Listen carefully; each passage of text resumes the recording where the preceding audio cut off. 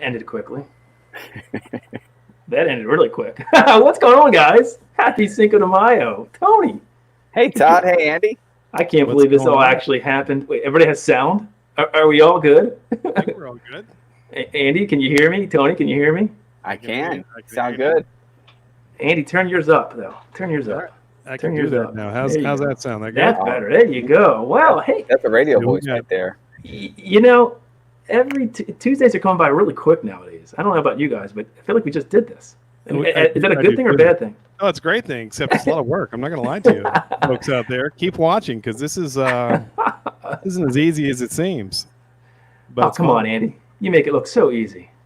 That's what the good ones do. Well, let's see. We've got good lighting, hopefully good sound. We started on time. We're all three here. I thought for sure there'd be a problem with this. I thought for sure something would go wrong. Todd, the night is young. That's true. I usually screw it up sometimes. Yeah, you're right. Jump off at some point tonight.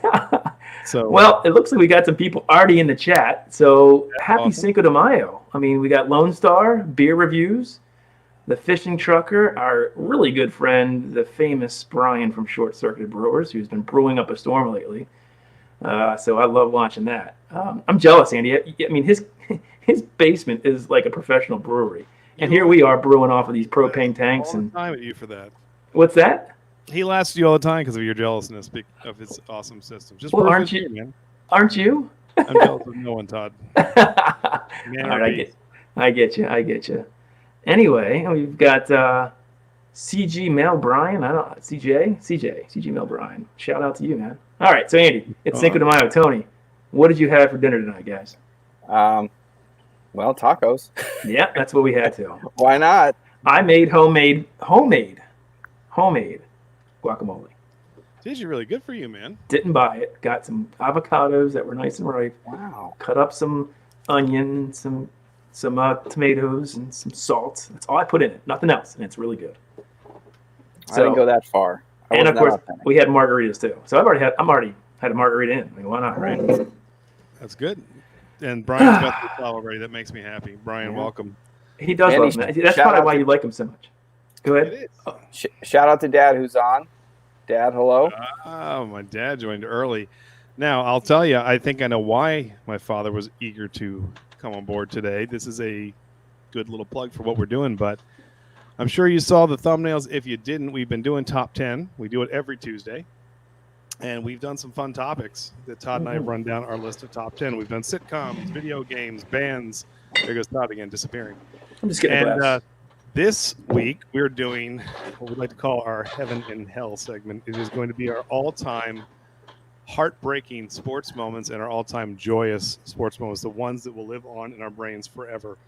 And I don't know if you guys out there have been watching another kind of fun thing that inspired this. Has anyone watched The Last Dance on ESPN? I heard that's amazing. I have not, but I heard it's awesome. I've seen the first episode, and wow. Good. Oh, we got both my parents. How about that?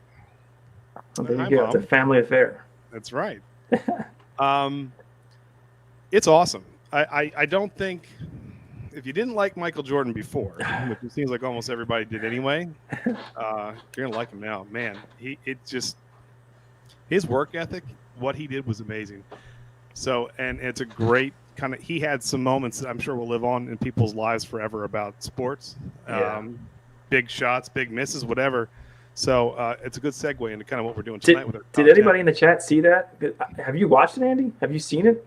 Tony, I have seen all 6 episodes thus far released.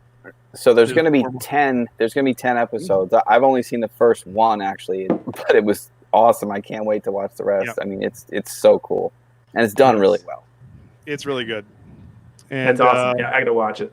Without giving anything away, Jordan works hard and he doesn't like Isaiah Thomas. We'll leave it at that. I heard there's some crazy stories about like Rodman and having to go get Rodman and all this stuff. Like, right? It's amazing. Like what they kept. Even the coach. Well, I'll tell you, Phil one of the Jackson, things that I liked about, you have a new respect for Phil Jackson too, is it's the coaches that can handle these really big personalities. John just on here, hey Johnny, saying it's amazing. It is. The way Phil Jackson, Jordan, Pippen were able to even bring on someone like Dennis Rodman and make it work.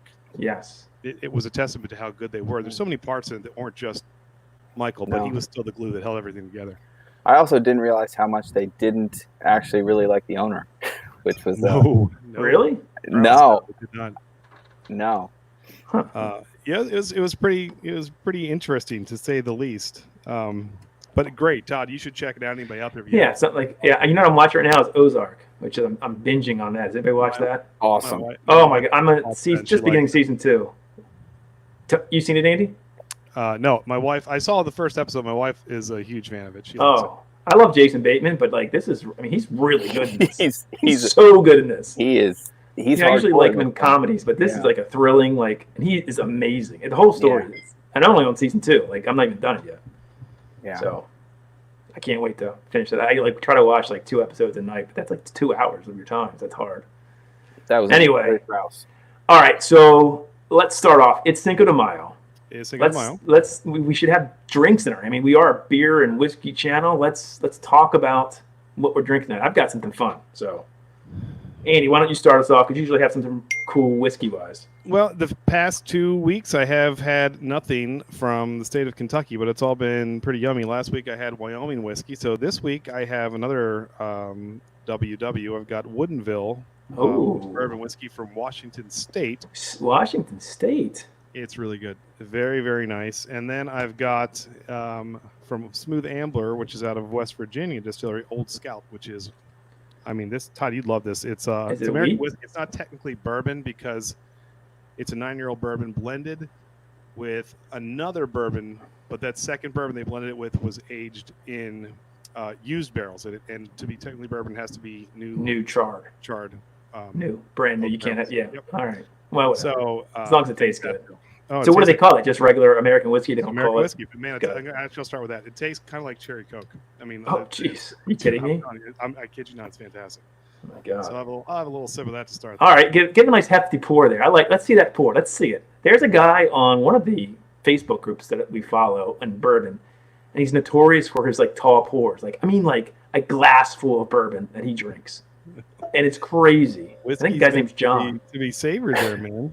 I've never seen somebody try to drink. I mean, and he has a smile on his face, and I assume he finishes it every time because they're like good bourbons he's drinking too. It's ridiculous. So, yeah, Tony, what do you got? Tonight, what you got? So I have Firestone Propagator Series. It's a Citra single hop hazy IPA.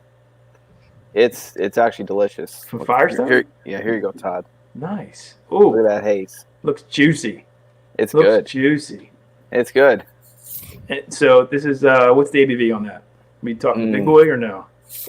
I don't think so. It's probably like 6. All right, that'll do the trick. Hopefully you have enough of them to keep you, I guess, through 2 hours of our show. I brought a few, and then I have my Blantons back here. Oh, the reserve. Yeah. Oh man, if and when we go into that. All right, so here's what I got. So first of all, I want to say we've got to support our local breweries because this whole thing is causing, not the big boys, they'll survive. The guys that have distribution in the liquor stores, that's going to be fine. But a lot of the local breweries that don't have the distribution, we've talked about this, are really hurting because they get a lot of their sales through their tap rooms. And they're closed here, at least in Maryland. And I know a lot of other states they are too. So they've come up with pretty cool ways that they're delivering beer now to you. You can go, they have can releases, you go pick them up. So I went to the Crooked Crab in Anne Arundel County, one of the only breweries in our county. Their can release last Thursday, I think. Yeah, it was last Thursday. Andy, you saw some of them. Yep. I saved this just for this because it's a 32-ounce beer, baby. Nice. Attaboy. All right. It's Crooked Crab. This is their POG Get Salty. It's their pineapple, orange, guava, sour with 32 ounces of a sour. Only you, Todd. Wow. Oh, I can't wait. This is probably going to do havoc on my stomach, but I don't care. I'll do it for you guys out there. Okay, let's crack it open. Ready? Oh, did that sound good? Brian just wanted to let you know he is his own local brewery. So well, I am too. But here's the funny thing. I brewed that IPA about 2.5 weeks ago, and all my family have come over to get growlers. I'm almost gone. It's gone. I have like maybe 2 beers left into it. It's the sign of a good beer, Todd. It was pretty good. I mean, it was just a standard West Coast IPA, and my father-in-law loves those. It was Mosaic, Citra, and Amarillo hops. You really can't go wrong with that. And he came over for 4 growlers in total. My brother-in-law came over for 1. It's only a 5-gallon batch. So, anywho, let's get that poured. As I spill half of it. All right, there we go. I'll let that settle. Anyway, so that's what I'm drinking. Go support your local breweries. It's really important. Absolutely. Andy, I know you've done a couple of those, right? You've had them delivered. Yeah, I've had a couple delivered from Hysteria, Crooked Crab. Yeah. Delivered. Yeah, if you can go out. I mean, we've gotten stuff from Heavy Seas during this time. Of course. So if you can, and that's the beautiful thing about breweries, they're all over the place, almost any town USA. So go get them. You got that right. But distilleries are popping up all over the place too, and I will tell you, they are delivering as well. So they are. Yeah. Every Wine Spirits is delivering in Baltimore. Baltimore Spirits Company, who does the Epoch Rye, which is fantastic, is delivering. Yeah. And it's like that almost all over. So nice. Yeah. People the are distilleries, trying they're actually making hand sanitizer too. Mm-hmm. Now, hold on. So let me ask you guys this. During the shutdown, we've been home for almost 2, I guess, months now. Are you drinking more whiskey, more beer, or more of both? That's my question. Andy, I know. Are you drinking more beer now because you just can't keep drinking whiskey like 24/7, or is that not a thing? I almost feel it's the opposite because whiskey doesn't. I don't drink as much of it, and it does not do nearly the havoc on my stomach that craft beer can. So you're drinking more whiskey. Interesting. Yeah, there you go. Right. Well, the thing is, too, like the other night, I got some like High Alai from Cigar City, and the really good beers don't keep you up at night. You can use the facilities. Yeah. So makes sense. I've also tried. I think some of the hazies are starting to grow, run its course with me. So I'm kind of agree. The traditional, like old school. I've got right now. It's been a bunch of like slightly hopped pale ales and just regular West Coast IPAs for me. So I'm brewing my Cocoa Beware. Plug to one of your favorite wrestlers, Andy. My coconut brown ale, probably in 2 weeks, less than 2 weeks. Not this weekend, coming up, but the following weekend. I'm going to brew it. So look for that Brew Day live stream. All right. And then I'm going to brew this West Coast IPA again with maybe some different hops. Well, we'll help you drink it, Todd. Yeah, I'll help you on that one, Todd. Yeah, you guys can come over to try it. No, none of you guys came over. Come on. We're not allowed over. That's true. Good point. But when we are, don't worry, we'll be here. All right. So yes. Cinco de Mayo. Cheers, everybody. Tony. Cheers. Todd, there you go. Thank you for jumping on. Let's hear the chat. We've got 12 people, right? What are they drinking? Cheers, Tony, Danny. Oh, that's fantastic right there. So play right on your tongue. There you go. I'm excited about tonight. I don't know. Well, I know you are. I think every now and then one of those topics comes along that everyone is going to be like stoked about. So this is gonna be oh my goodness, look at that blast from the past. Adam. Oh jeez. Number 22. So number 1 in your heart. I can say Adam Beckrink is a part of many of my favorite sports moments, being my college roommate who played on our baseball team in college. So there you go. It's great to see Adam on here tonight.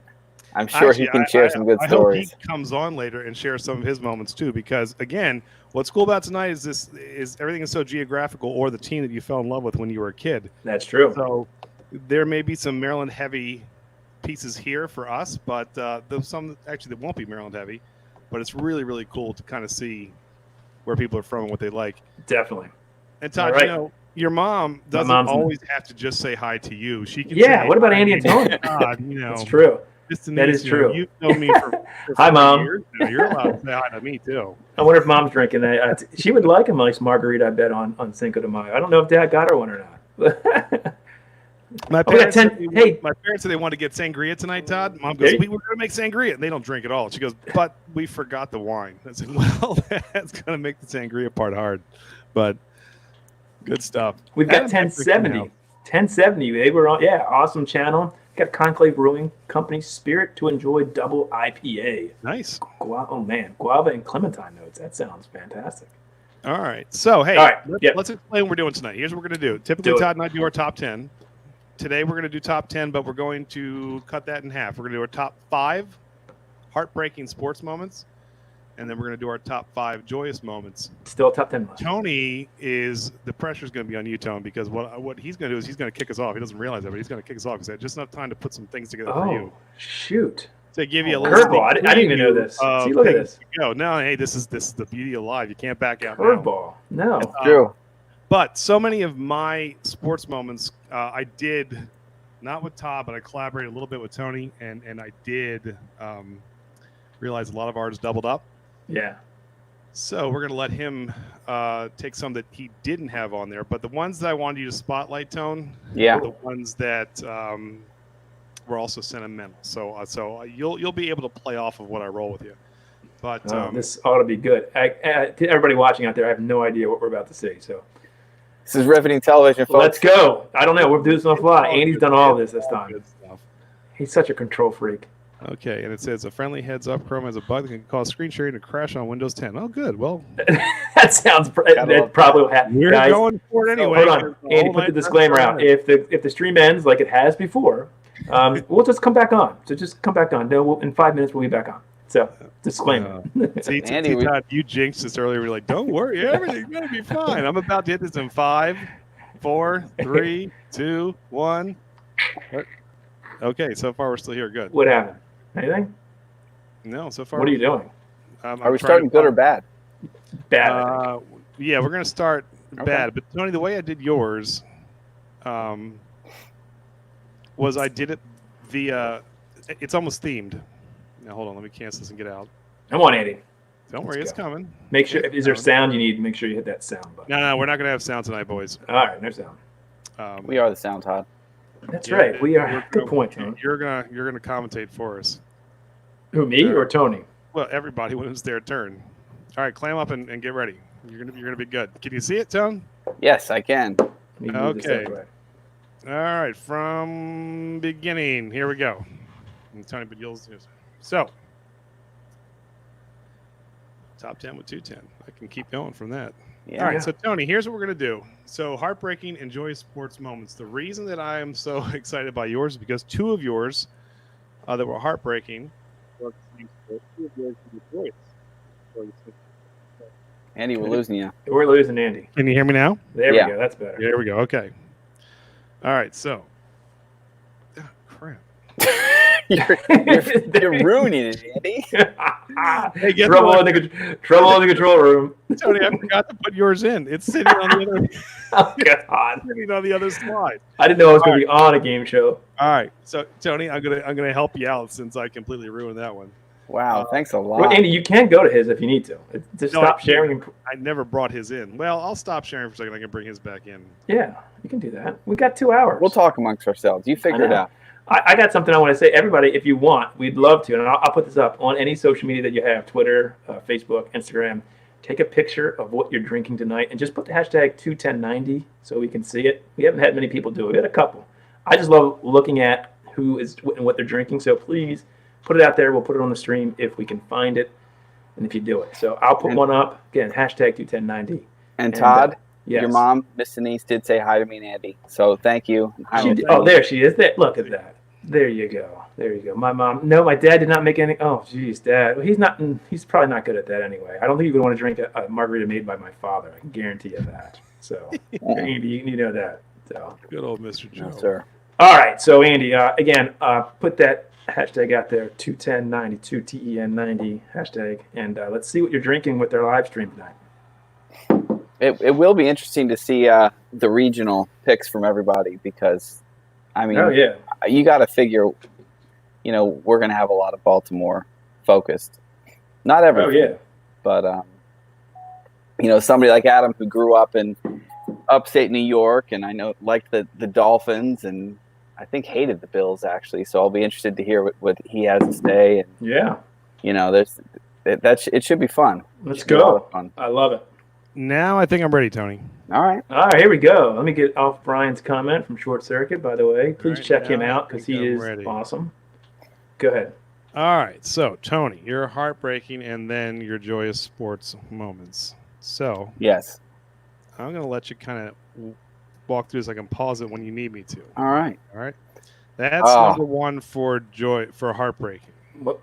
Well, it wasn't number What was- one, but No, But- these are not. They're not. It's not particular order. This I didn't Oh, see no. what was it? this was our what's his name? Armando Galarraga. Armando Galarraga. Yep. Remember, he had literally 8 2/3 innings of a perfect game, and he with 1 out left, throws the pitch. Guy hits a ground ball, throws it to first base, clearly out.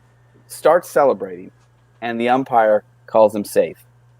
Everyone I don't remember. I don't Oh remember. my goodness! Oh, it was heartbreaking. it was Miguel Cabrera was actually the first baseman, and he almost couldn't even get mad. He was so stunned at the umpire. And sure enough, they didn't overturn the call because this is right before replay. And after the game, the umpire in a press conference had seen the replay and literally was in tears. Yep, he was so upset about the call. Is it Jim Joyce or what was his James? name? Oh, I want to say James. I think it might have been, even though that's the bar. But yeah, I think it's something like James Joyce or whatever. Mm-hmm. But oh my goodness, it was just so sad to watch. I couldn't believe it. It was. It's a once in a lifetime game. You'll never. I couldn't believe it. The odds of you throwing it twice next to impossible. Doing it once is impossible. Almost 15 people had done it. Yeah. And he ruined it. Oh my gosh, it was terrible. So yeah, that was a tough one. There was a couple joyous ones for you, Tony, that I thought you would like. So that you had on your list. All right. Well, let's see. I have no clue what order. So, here it is. All right. So this is a really cool one. Go ahead, man. I mean, as a kid who grew up, learning baseball from his father, and it being a family game, and watching him play all the time, to see Griffey come up, whose dad was already a Major League Baseball player, to see them get the chance to play on the same team, and for the love of God, I mean, what are the odds of them being able to hit back-to-back home runs as father and son?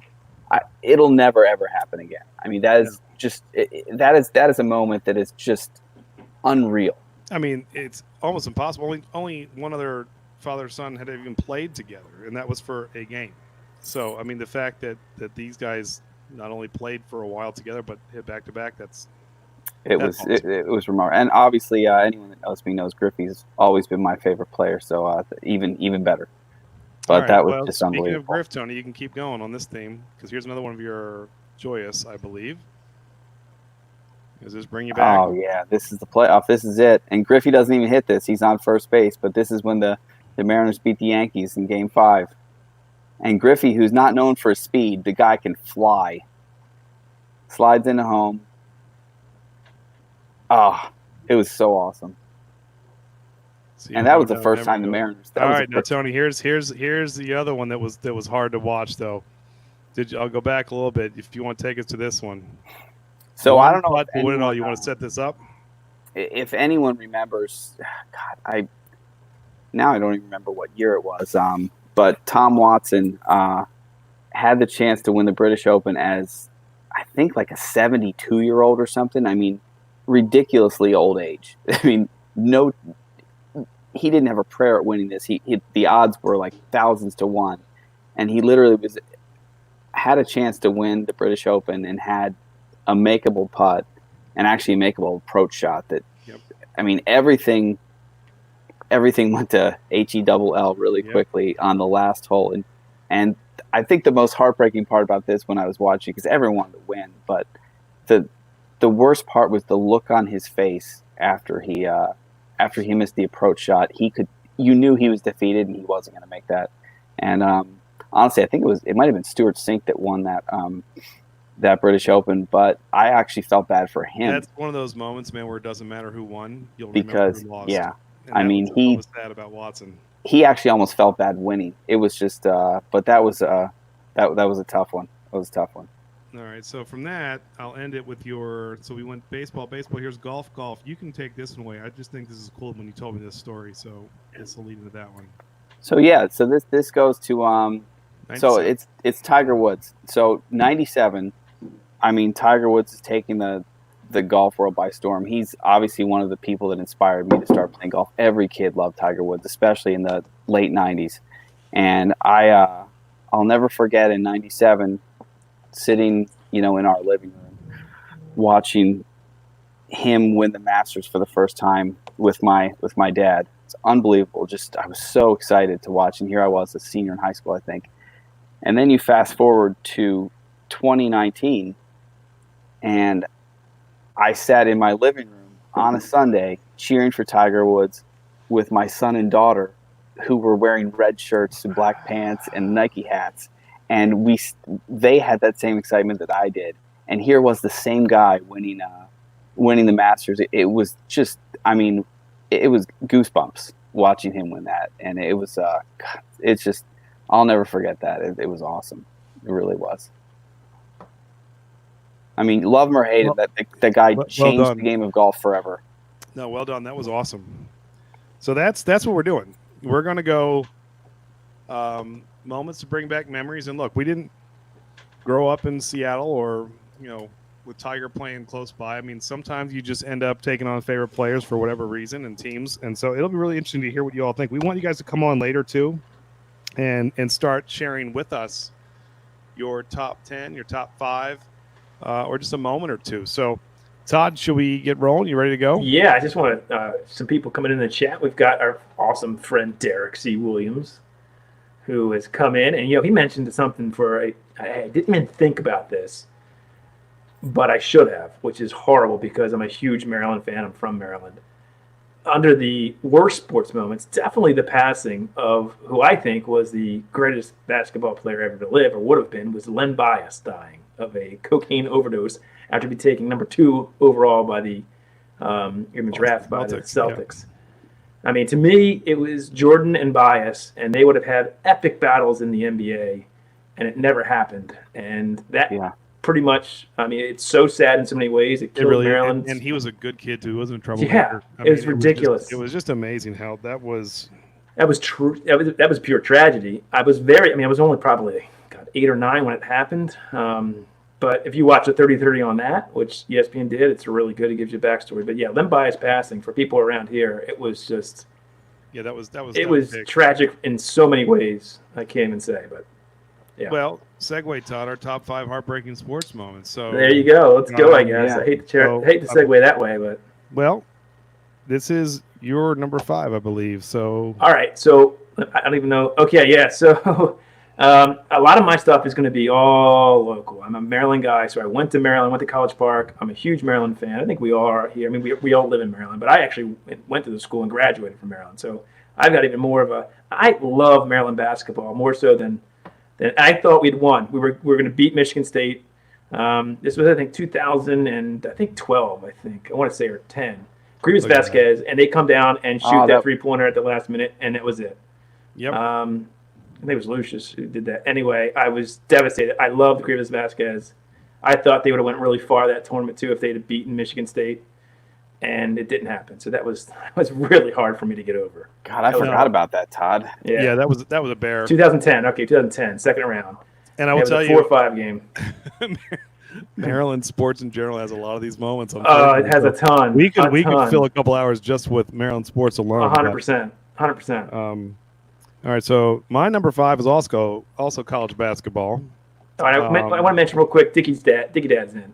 He's been watching. We want to, cheers, Dickie Dad. He's a great supporter of ours. So glad he's joined us. Go ahead, Andy. Sorry. You're good. So the stomp and stun. I'm sure this will make John happy. All right, here's why this one really ticked me off, and it almost has nothing to do with the final shot. It's more the fact that after the nonsense he pulled, they were still in the game and able to win this. That's the stomp that Leitner pulls. Yep. And I've got the camera. Like, watch this. Comes down. Oh, geez. And then, boom. You remember that? I remember watching that live. You got to be kidding me. Oh, God. Here we go. He gets Get ready for John to destroy us. Grant Hill throws him the pass. The rest is history. But this is probably just because of it was more recent, I guess. And the thing is, I like Grant Hill. What a nice guy, but man, Leitner, you just want to kick him right in the eye. Yep. So, all right, let's get these guys off the screen next. Now you're getting me angry, Andy. Go ahead. All right. Well, prepare to get angry because Duke is still at Todd's number 4. You want to take us through this, buddy? Again, this is this is the first Final Four Maryland's in. We have a 22-point lead in the first half, and everything's going absolutely. I mean, Duke, Maryland at this time were bitter arch rivals in the same conference. We just hated each other, and it just fell apart. You'll see that one too. This was actually even more so. I don't know. They're both hard. They go on in 60 seconds, which we'll talk about. But this was in the Final Four. It was the first Final Four we've ever been to in our history. But a 22-point lead, and it was gone by almost halftime. I think it might have been gone by halftime. I will tell you that Jason Williams just blew up. He was amazing, though. He went crazy. He had a poor first half. and Maryland was up 22 points, and he just went lights out. Talk about a lost career. I mean, he lost his career. He could have been amazing too. This hurt in many ways for me, but there was redemption because, you'll see. Go ahead, Andy. I won't talk about it. All right, so my number 4 for a heartbreak. Now, Todd, you'll laugh at this. Oh my God. The Jets left in '96 to go to. Oh, this was big for you though. Yeah, I get you. Arizona, and I'm a huge Winnipeg fan. So when they came back, they still were not great for a few years. And 2 years ago, they just made this run that no one was going to touch them. It was going to be Winnipeg and Washington in the final. Ovechkin eventually wins his title. And this upstart team that wasn't even supposed to win like 20 games ends up. Marc-Andre Fleury was just insane. The saves he made, I mean, they couldn't have put more shots on the net against him. And he was a stone wall. What was that series? Where did it go? What was it? That was a Western Conference Final. No, but what was it? Was it 4-2, 4-1? What was it? Like, it was 4-2. Okay. And he was just absolutely unstoppable. And Winnipeg had the best offense in the entire National Hockey League that year. I mean, they could not score. But no matter what they put on against him, Fleury had an answer for him. And it's what happens. It's like a hot pitcher, a hot goaltender. Sometimes they can mistake him. He was just insane. He was insane. So who would have thought a kid from Baltimore would have a Winnipeg Jets, I guess, series but loss in their most, horrible sports moments. Only you, Andy. That's what's so cool about it. I know. But Tony knows it's true. We need more Winnipeg fans. I have a feeling that's not the last Canadian highlight that's going to be on this list. No, that's the other part about this. So let's go. Yeah, all right. You're right. Number 3, Todd. Go ahead. So here's Gone in 60 Seconds. So, I don't know if you're a glutton for punishment. You just want to make John smile. I can't tell. But if I'm being honest, this is true. Actually both of ours. This is Todd and Andy's number 3. This is both of ours together. So I said earlier that the other one was probably at the time more because it was the Final Four. But in terms of just shock, again, Maryland and Duke, this is the time period. We are bitter rivals, and we had a 10-point lead with 59 seconds left. And then everything just falls apart. I don't know how you can explain it other than we fell apart. I don't know. I can't even stand watching this. Is that Jason Williams again? Yes, it's Jason Williams again. He tore everybody up. But he was fantastic. I mean, he was really good. He was good. So hopefully people remember this. This was the Gone in 60 Seconds game, we call it. I don't know. Maybe people have forgotten about it. But back in the day, this was – and then we just start – like Drew Nicholas he's a great free throw shooter, great three-pointer. He misses the front end of 101. I think Steve Blake misses the front end. It's just absolutely ridiculous. I mean, everything a good wrong, turnovers, the whole night. I mean, this is about as improbable as it gets in basketball. And the thing is, I remember watching this game. Me, you, and Brent, Tony were sitting and Todd were sitting with John, the lone Duke fan at BP's house, and Brent goes with about a minute left. Man, we just smoked him. We're done. Yeah, I know. And we both looked at each other like, no, he couldn't have jinxed us like that. And it's funny how in sports moments you kind of think to yourself, oh my goodness, did we just jinx ourselves out of a win? There's the back end where he misses it, and they just it was this is painful. And he comes in. I think it's a 3-pointer, right? Boom, 3-pointer. You don't need to keep this. Yeah, we don't need to watch this. Let's go. The next two don't get much better. This one, it's not getting better for us forever. Right. So again, Todd and I match up on this one. Tony, this was in your top 5. Everybody robbed by a 12-year-old. I don't know if you all remember this. Back in 1996, I'm sitting in my college dorm room, and I don't know if I could have screamed any louder. But can I just stop you real quick because Derek said about doing Gary Williams sweat throwing his suit jacket. We got to talk about that when we bring a Maryland thing back up. But that was also quite funny. But go ahead. I'm sorry. Yeah, here it is. All right. This Tony Tarasco leads up to make a catch. He didn't even have to jump at the wall. This is the 8th inning, right? It's like the 8th inning. We're up. What? This tied the game, didn't it? This ties the game. Yeah. Another Benitez. God. Was this 8th or 9th inning? Was this the 9th inning or 8th inning? What was this? I think it was the 9th inning. Was it the 9th? And this ties the ball game. But you can see clear as day, and Tarasco's going crazy. He's like, "Are you kidding me?" And of course, it's Jeter. Jeter gets the big hit. Unbelievable. Look at that. Look where he takes the ball right there. He's going to catch that. That's a great angle right there. So here's the thing. Nowadays, that would have been an out. Yeah. Because they would have reviewed it. But that changed the complexion of the entire series. That was it. We would have went up 2-0, and we would have won the first 2 games in Yankee Stadium. Oh, and come home. And I think we lost the series 4-2.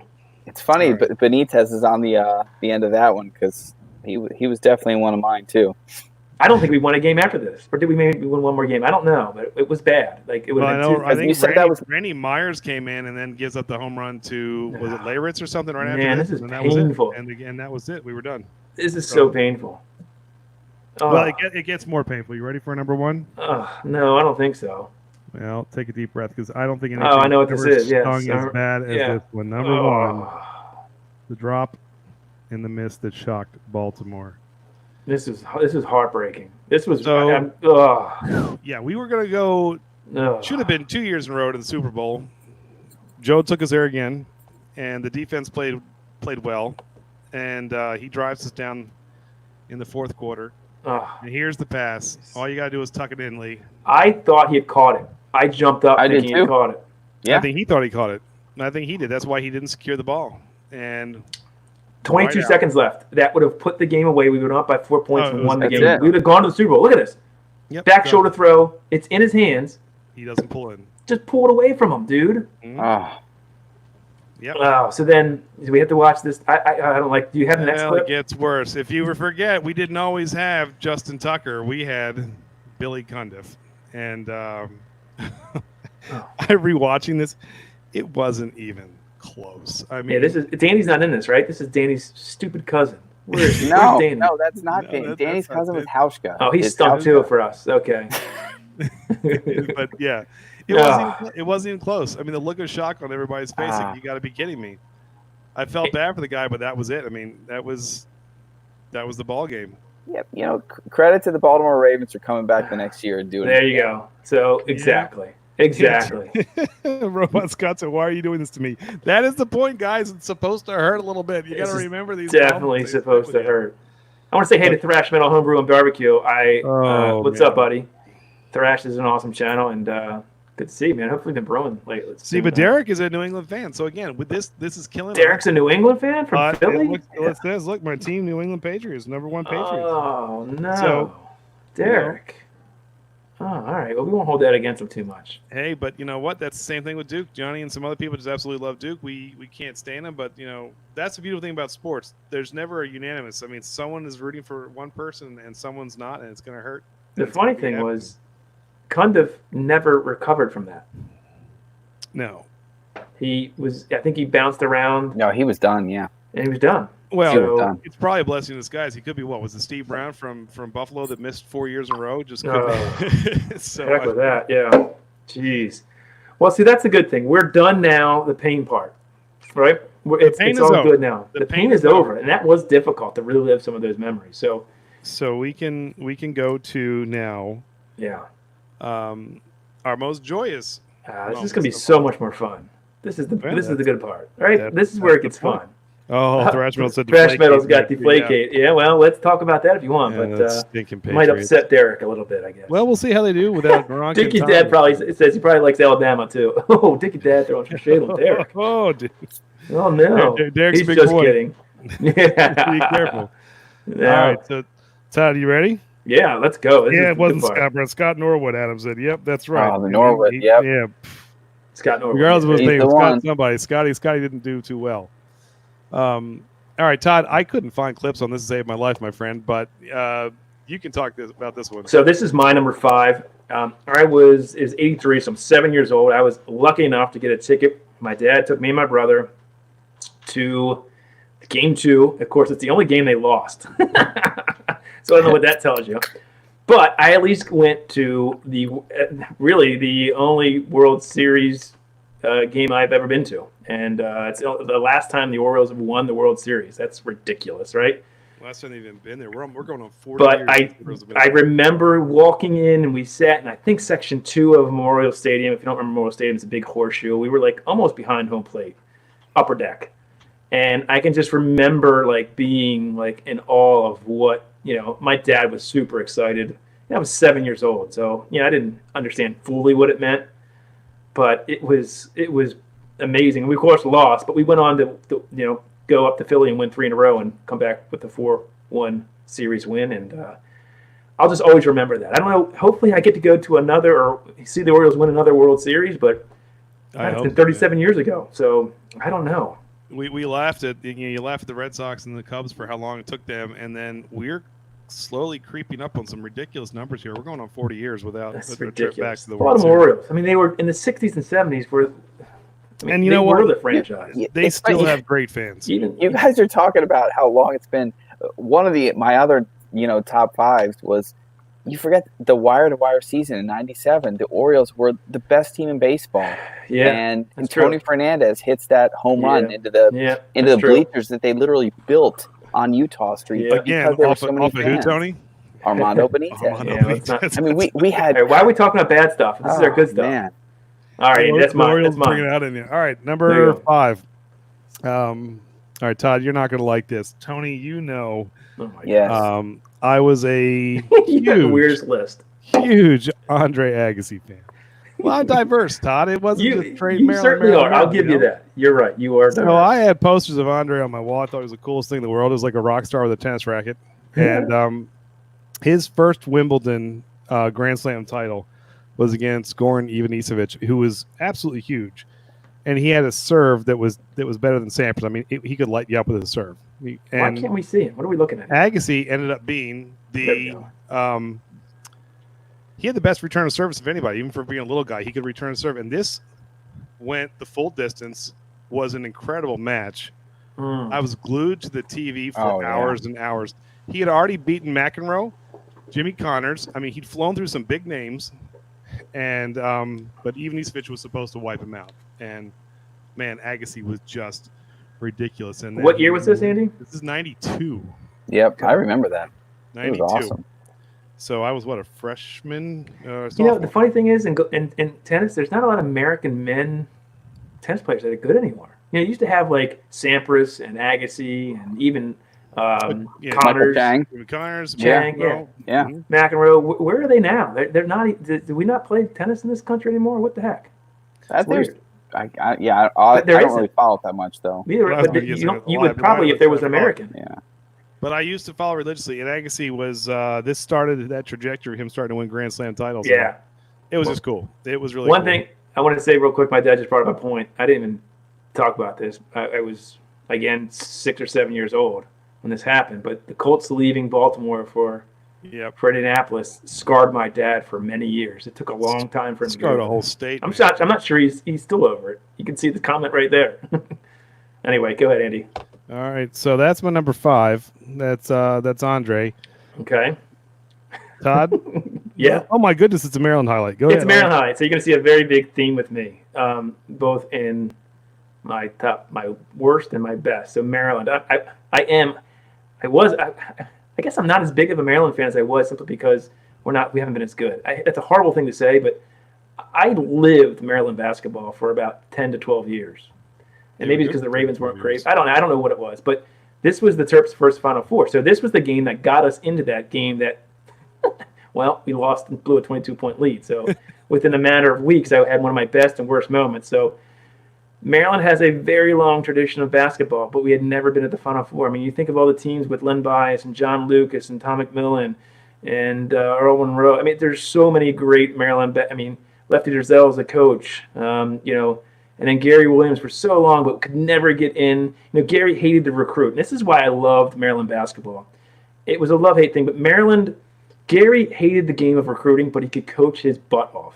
He could coach anybody, and he took lesser talent and did more. Now, you got to say, well, if Gary could actually recruit, he probably would have been unstoppable, or wanted to recruit, he would have been unstoppable. But he had players on this team like Juan Dixon and Chris Wilcox and Lonnie Baxter, who were sort of Drew Nicholas and Steve Blake. Stevie Francis, was he on this team? He was not on this team, so he did not make. No, he left a couple years. Yep. Yeah. But we beat Stanford out in California. I can remember sitting in my brother's house watching this game up in O'Donnell Street and just almost crying because, every time we got to a point like this, we seemed to screw up and we would lose, and it never would happen. And, we beat Georgetown. We had never even been to an Elite Eight before this year. This was the first time Maryland had gone to an Elite Eight and then Final Four was this year. And I loved every minute of it. Now, Lonnie next week, Baxter right there. Lonnie Baxter was a bull. He was only like 6'7", but you couldn't stop him down low. He was an old school type of player. He was like Charles Barkley type player, though. Exactly. He's just All right. So I love seeing that. There's Steve France. That's not the right highlight. But that's the wrong highlight. Then I thought I had Steve France in there for some reason. He's awesome too. But go ahead. So there you go. Keith Gatlin, Eric. Yeah. So Derek knows his Keith Gatlin, Adrian Branch. He's spitting out some great rounds. So yeah. Anyway, go ahead, Andy. I love Dixon though, man. He's my favorite Terp of all time. Albert Hall boy, just good guy story. I love. Yes, sir. And loved Gary. Yes. So. Go ahead, Andy. All right, my number 4 is anyone who thinks Cam York doesn't get loud. I've never seen that. I wish I did. I wish, because this is like a hair dryer, man. Like the place just goes crazy, and we were so on fire this year. Down by 2, Bucks Birds. We won't stop. This season was so much fun to watch. It just re-sparked that love of baseball. And when he hits this double down the line, the place just goes nuts. Didn't it clear the bases? I've been a Baltimore fan sometimes. I'll say that. But number 3, we're still letting the good times roll. That's right. Let's talk about good things, man. Yeah. Let's go here. Oh my goodness, it's a Maryland highlight. I cannot believe this. Let's go, Todd. Well, what did you expect? I mean, so this is when we won the national championship. So here's the fun thing. We talked about all those horrible things with Maryland and Duke, and that all happened leading up to this year. This team came back after blowing that 22-point lead in the 2001 Final Four, and they basically, I think, lost Terrence Morris. That was it. Brought back everybody else, and it was almost like just a mission from the beginning. They had battles with Duke again. Duke actually lost, I think, in the second round of this tournament. Everybody was saying, Duke and Maryland are going to meet up in the finals again, and it'll be epic. Duke lost very early, and I went up to the Carrier Dome to see them in the Elite 8 game to make it to the Final Four, which was one of the best games. It probably should have made this list for me. But the Duke-Connecticut 2002 Final Four game was epic. They had Karan Butler, Emeka Okafor, and it was back and forth, and we won that game. And then we beat Kansas in the Final Four game, and then Indiana, which was like an 8 seed. Very ugly game. It was very ugly. But I loved Gary. I loved Juan Dixon. Juan Dixon was from Baltimore. Gary is a Maryland guy through and through. This had a bunch of Maryland guys. Steve Blake, one of the most Byron Mouton, remember him? Byron Mouton, who was like a glue guy. Lonnie Baxter, Chris Wilcox, Drew Nicholas, Taj Holden. I mean, I love watching. I'll watch this game. I watch this team. I wish we could get back to that. I wish we could. And we haven't been in a while. So. No, we weren't bad this year. Well, that's true. That's true. Yeah, we were doing that's so true. Bad this year. We were really good this year, and that didn't happen. So yeah, that stinks. Gosh, you're right. That's a. Yep. Thanks for bringing me down. Yeah, anyway, yeah, right. But no. Anyway, there you go. All right. Well, Todd, I couldn't believe this didn't make your list. Tony, this made both you and I's top 5. It could have been higher. I don't think I've ever screamed louder at a football game that I didn't attend. What did I miss? But the Mile High Miracle. Andy, it did make my list. You just didn't. No, it made my list. It made your honorable mention. Yeah, whatever. Okay. No, that's not on your list. I don't know. This was one of the most memorable sports moments I can ever remember. I mean, ever remember. I mean, goodness. Yeah. This whole game was just. I mean, we weren't supposed to win this game. Nope. And when things like this happen, that's when you know something special is going on. Jacoby catches this pass. Joe throws off his heels and just. Who remembers that in the chat? We're not talking about the chat. Does anybody remember this game? This was in 2000 and. Yeah, that chat, by the way, boys. That was our Super Bowl year. Yeah. What did we win in? Super Bowl 47. So that's what 2012. 2012, we won the Super Bowl. Yeah. This was 2012. Yeah. Look at this. I mean, that's the worst defense ever. But I mean, the best. Couldn't Andy was over at my house. We were watching it, and my daughter was weeks old, and I've got her in my hand, and I'm jumping up and down with her, Tony, and I'm like trying not to scream so the baby doesn't cry. And we were just going crazy. We have pictures of our little girls that were both holding in one of our hands with Ravens helmets in the other hands. Just absolutely great. Yes. Here's the fun fact on this: this game went to double overtime, though, so that just tied the game. It didn't win it for the Ravens, so they had to they went through a whole. And this is Peyton Manning's.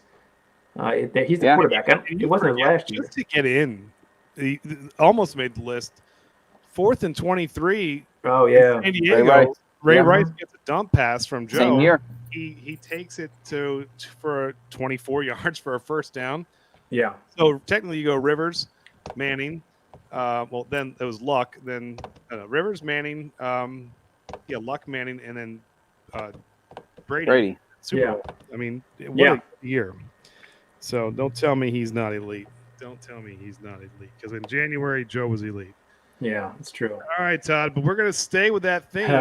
So this was the continuation of that season. You know, the funny thing is that next game they went. I think I put the same clip in both, so you're going to get the same clip. But whatever, doesn't matter. It's okay. Our Super Bowl. It's okay. Whatever. So the Super Bowl. So they win this game that you're showing highlights again of, and they go back to New England and avenge the Cundiff and Lee Evans miss and beat New England in the AFC Championship game again, which is amazing. That should probably make a list too. Mm-hmm. And then we go to the Mardi Gras. This is, again, you got to remember, Ray. This was his last year. So before the playoffs, Ray Lewis is my favorite player of all time, favorite sports player of all time. Absolutely. You can say what you want about him, about the crap he had in the beginning of his career, but I loved Ray Lewis. And it was his last, he made an announcement. This was it. And it was almost like it was destined that to happen. He came back from an injury. He had torn his tricep in that, week 10, I think. And he came back. People, when they have that happen, they're done for the year. He came back for the playoffs. And things just happened like this. They went to Mile High and beat them. And they went to so much adversity. I mean, do you remember the lights go out? That's what I was going to get to. The lights go out. We're killing them. Yeah, it was Beyonce. She almost lost the Super Bowl for us. We're killing them, and the lights go out. And you can't tell me that the NFL didn't. Something happened because it was a blowout in the first half, or right after, because Jacoby Jones, it happened in the third quarter. So we were blowing them out by like 24 points or something like that. Ridiculous. Oh, by the way, your dad thought you would mention the Baltimore Blast, which I actually too. That's true. That was a big highlight for me, but I didn't think most people. The St. Louis Steamers. I was at that game. It was very back in the day in the 80s. Indoor soccer was pretty. I guess popular. Richard Chinapu and Drago, right? That's right. Not that team did not have Richard Chinapu or Drago, but yes. Anyway, back to this game. So here's a fun story. My brother went to this game when they won the Super Bowl 47 in New Orleans with one of his good friends. I won't.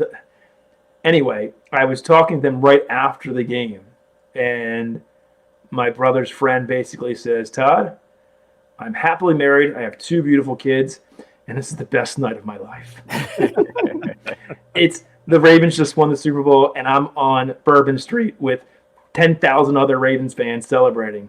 It doesn't really get much better than that, and this was special for me. That was a special one. That whole year was just. It was. So number 2. There you go. Ravens winning the Super Bowl. It's up there. Go ahead. Well, let me take the wind out of everyone's sail. Oh God. Number 2, a boy from Baltimore who has, for whatever reason, his favorite player was from Montreal. So not only was Tim Raines my favorite player, I don't think I've ever been more excited about a baseball game, and it was with the enemy.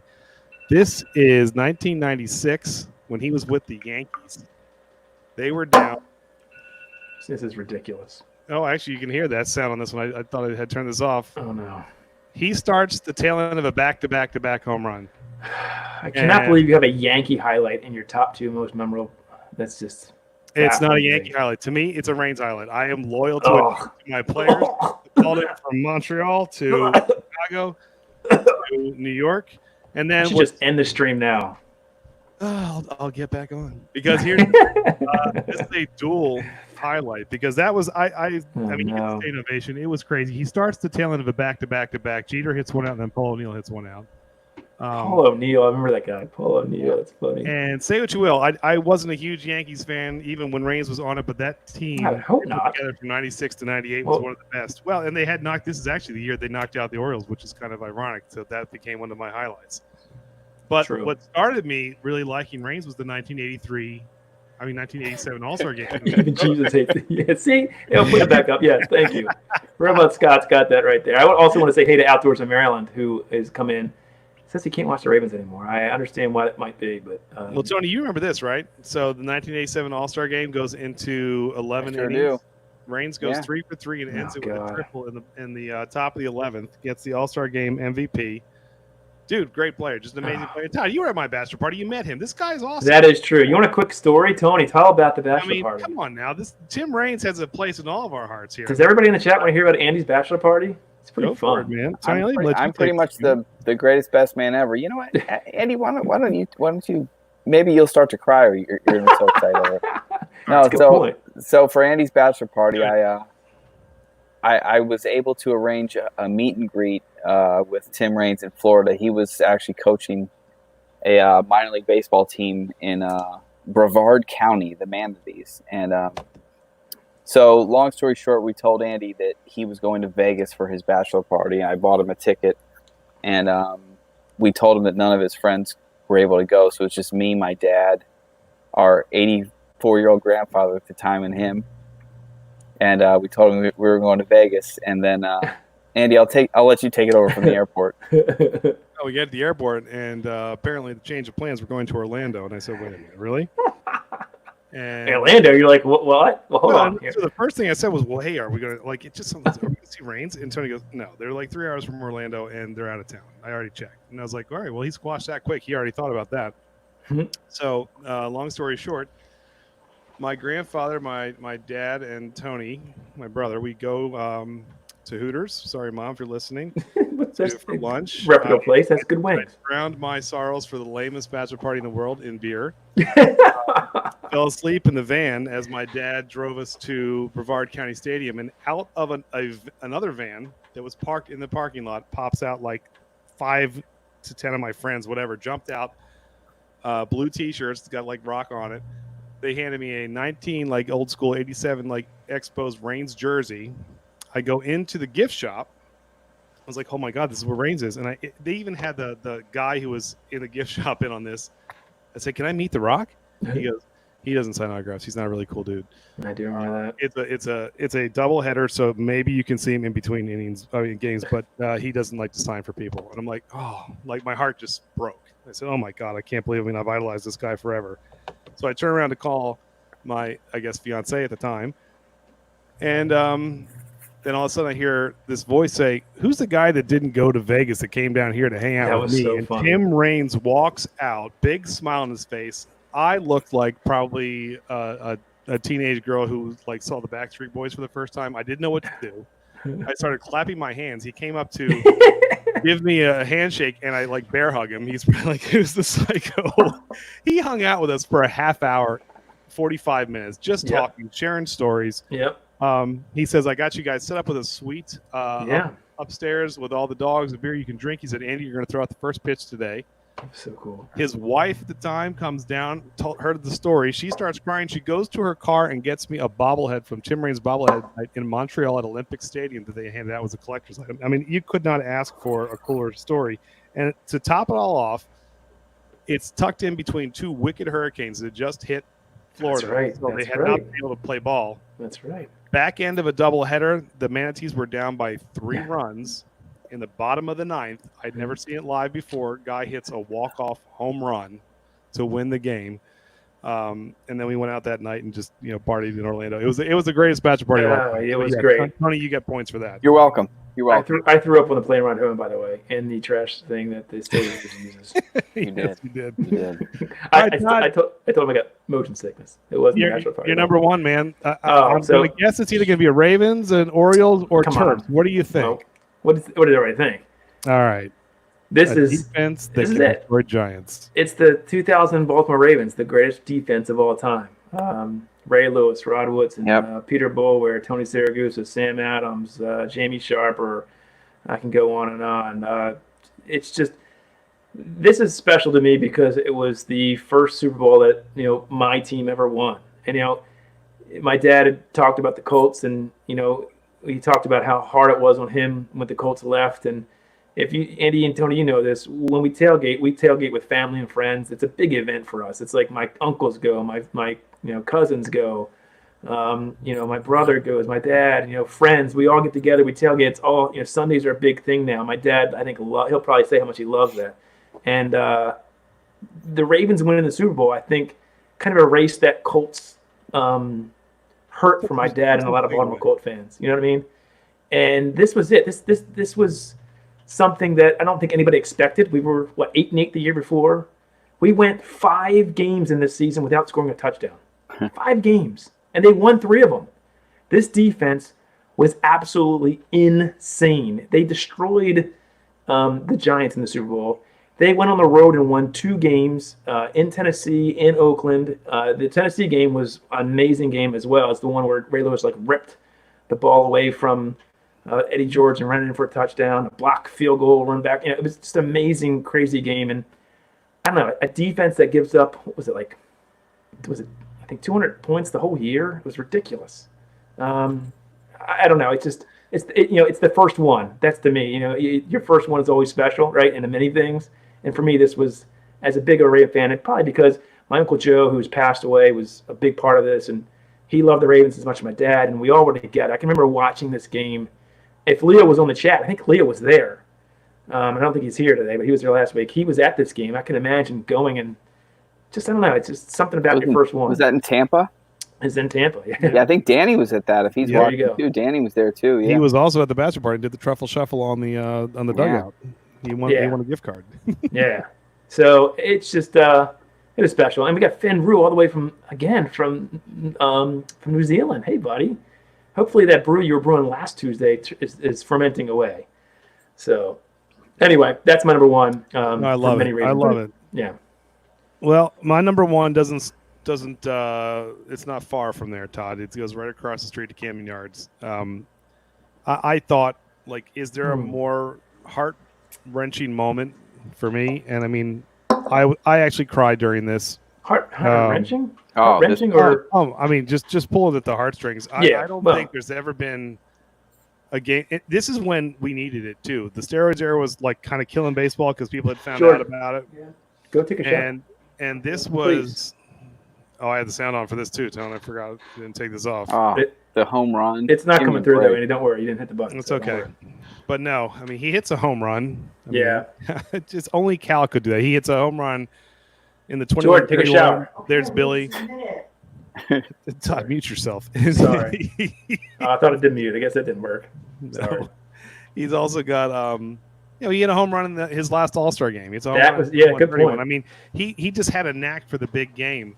But this was just awesome when he takes a victory lap. And I love the sign here, Cal. Thanks for saving baseball. I mean, I literally think for one night, everyone who liked baseball was a Cal Ripken fan. Were you at that game, Andy? I was at the game the night before, actually. Okay, I was at the game. Andy went the night before. I went that night. Yep, I went to the. Dad split up tickets. You know what son he liked more. He takes Tony to the game where he breaks it. And I'm watching this at home, but it makes sense.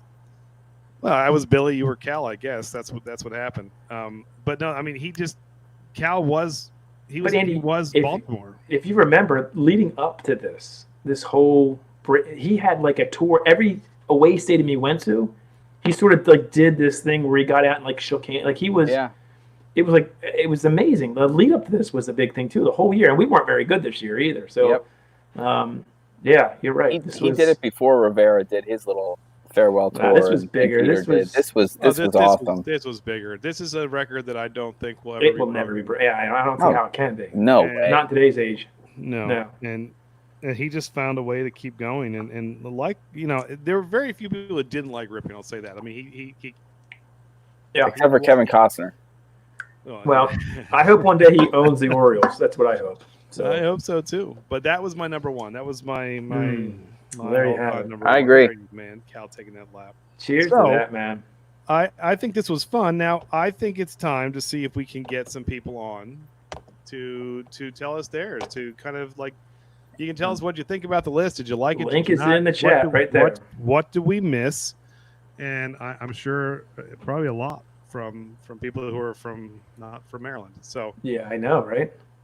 Hey guys, there we are again. Hey, we're back. I better stop looking down. Yeah. I'm interested to see what other people have to say. Like you said earlier, I'm sure it's very regionalized. So depending on where you're from, I'm sure if you're from Philly, it's a lot of things. Their first Super Bowl, the Sixers, Phillies. I'd love to hear what people's best and I think the funnier thing is the worst moments. Those are so painful. They're ingrained in you, just right. So They Hopefully make some they people will make come the on. good ones worth it because honestly, you have to sit through something. It was like sitting through the Cundiff and Evans game. That next year was the payoff when we go ahead and we win the Super Bowl. But I mean, yes, sometimes those hurts. Yeah. You know. By the way, so Dad, I see you're on the chat, and for now 3 weeks you've tried to come on. That where it says HTTPS ... that little you're gonna type that into your bar up top. Or cut and paste. Or just copy it. I mean, that's tough to copy, Dad, but you can Whatever. do that. Ask Mom to help you get that into, and then I'll be able to bring you on. I don't know. He just said the Steel Curtain was the best Super Bowl defense of all time. Well, we can embarrass him I don't know if I online can let him in in front of everybody and tell him that he is a Ravens fan, a converted Steeler to Ravens fan. He did grow up in Pittsburgh, but he's a Ravens fan now. So that is true. Represents Queens. He was raised in Brooklyn. So I'll keep putting that link in the chat, and hopefully we got some takers. You know, if not, we'll just talk for the next 50 minutes or an hour. And well, there's more. There's definitely more. I can come up. Andy, I did have somewhere a honorable mention list. I have your list, my friend. What were some of those ones in the honorable mention? Let me see. I have both of your honorable mentions. All right. What I missed from you, Tony? Oh, Tony, Kirk Gibson was one of yours. Yeah, Gibson. I mean, good Lord, that was amazing. Oh, I'm telling you, you know the one you didn't show, you didn't talk about was not that I was that invested in the team, but when Baggio missed that penalty shot and remember that, Andy? In the World Cup? No. I mean, I've never seen a more dejected person because an entire country just hated him at that moment. That was a big one. Tony, you said Big Poppy's Grand Slam walk-off started to demise the O's. I remember, Todd, where Miguel Gonzalez was pitching and I forget who hit the pop-up, and then it just dropped because of the sunlight, and we blew a lead, and that was it. That just kind of started things going. So, that one hurt. Okay, Tony, what else did you have? Tom Watson, Duke beats Kentucky. Got that gone 6 seconds. Tony Fernandez. All right, so most of yours were on there. I don't think I missed anything. No, it was when Apollo Creed got killed in the ring. That was that hurt. Apollo Creed get killed. That's awesome. That doesn't count. That did hurt. That did hurt. Come on. All right, so first time here, Adam. If you want to turn your mic and your camera on, you got to turn your camera on, Adam. And we got to see that. There it is. There's Adam. The doctor, people. Oh man, let me bring him in. Hold on, I'll bring him in. Here's the deal. No language, boy. There we go. Adam. Look at that. Yes. Are you still in Chicago, bud? Oh yeah. How's the Windy City right now? It's cold. Is it? Turn your camera down the back of your TV, whatever you're watching on. Yeah, I'm in Chicago. Yeah. Oh, that's all right. It's cold. It's very cold. Yeah, it's cold. Oh, there we go. We're hitting feedback the whole time. That's okay. And what? Well, we can hear you. Your echo. Whatever you're watching on, turn it down. You're watching us. You need to turn it off. Yeah, whatever you're watching is on. Turn it down or off. Yeah. You need to turn us off. I didn't know it was going to be on a game show. Right. He's got a face for TV. All right, I got you. There we go. All right, I got you. Andy, Tony, take it away. So Adam, what do we miss, my friend? Tell us some of your heartbreaking moments and some of your most joyous moments. I want to hear them, man. So the number one, I guess the heartbreaking one would, even though I hated the Bills, hated them, would have had to be Scott Norwood. Oh, I mean, to see my dad and brother and true Bills fans just really wanted to win a Super Bowl. That one really hurt just because it was so close. And then to see the next couple of years, that was just funny. Just watching them 4 times in a row. I mean, it's the first time it's hard, and the next 3 were fun. Yeah, the next 3 it just became like a joke. But you're almost rooting for it then, right? You're rooting for it.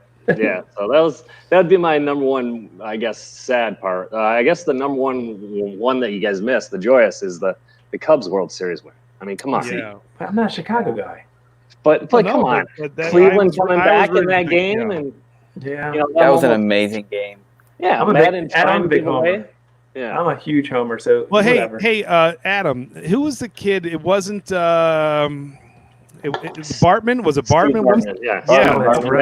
He played with Jeffrey Mayer. Yeah, so that would have been one of those moments for a Cubs fan too. That was another crushing one. But yeah, I mean, with the World Series win, I mean, Madden tried to give the World Series to Cleveland. Yeah. But I think the other thing was that it was helpful that the All-Star game actually decided who the home team was, because then we were able to put the outfielder that was hurt, big guy. We were able to put him, Schwarber. Yeah, Schwarber. Yeah. He was able to play, God, even though they said he wouldn't, and then he hit like a double and a home run or something crazy. Yeah. So but he wouldn't have played if he had to be in the field. That was an amazing. I agree with you. That was awesome.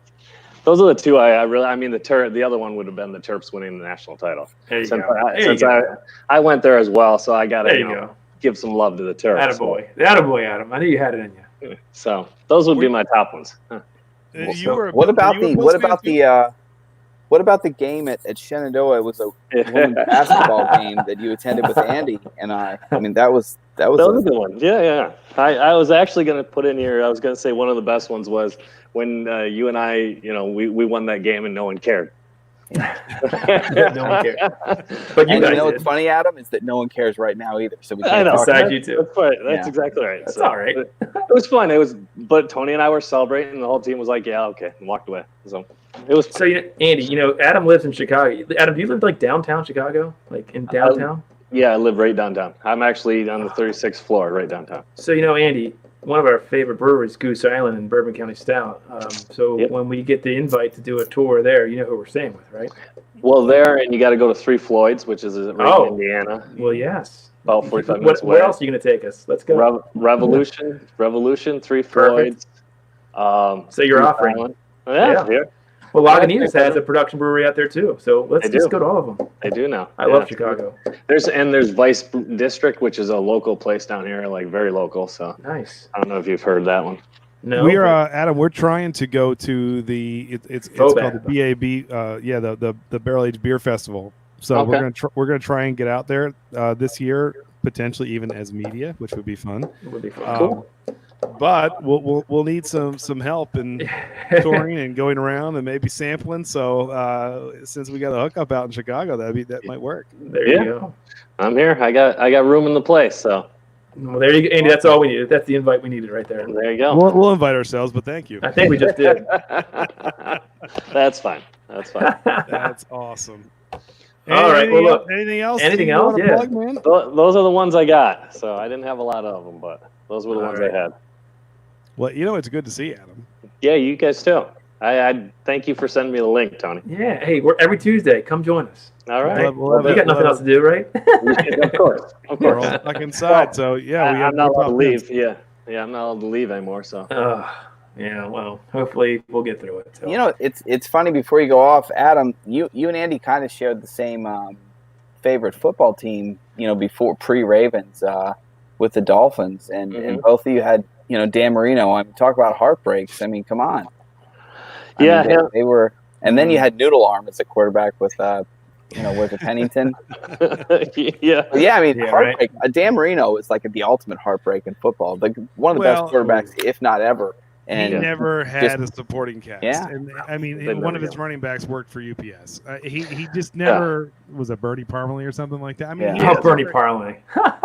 he never had a supporting cast, and so that's what happens when you can't build a team around somebody good. So it's true. Yeah. It is what it is. It is what it is. Well, and he always was running into like Jim Kelly and the Bills too. So I mean, I know that's true. It's like 2 AFC championships. Yeah, and they'd score. He'd throw 500 yards and 38 points, but their defense was paper thin, so it didn't matter what he did. They couldn't move. So the defense couldn't get a job at UPS even. So no, that is true. It's good to see you, brother. All right, Adam. Good seeing you, buddy. Adam. Cheers, man. Hey, Adam, what are you drinking tonight?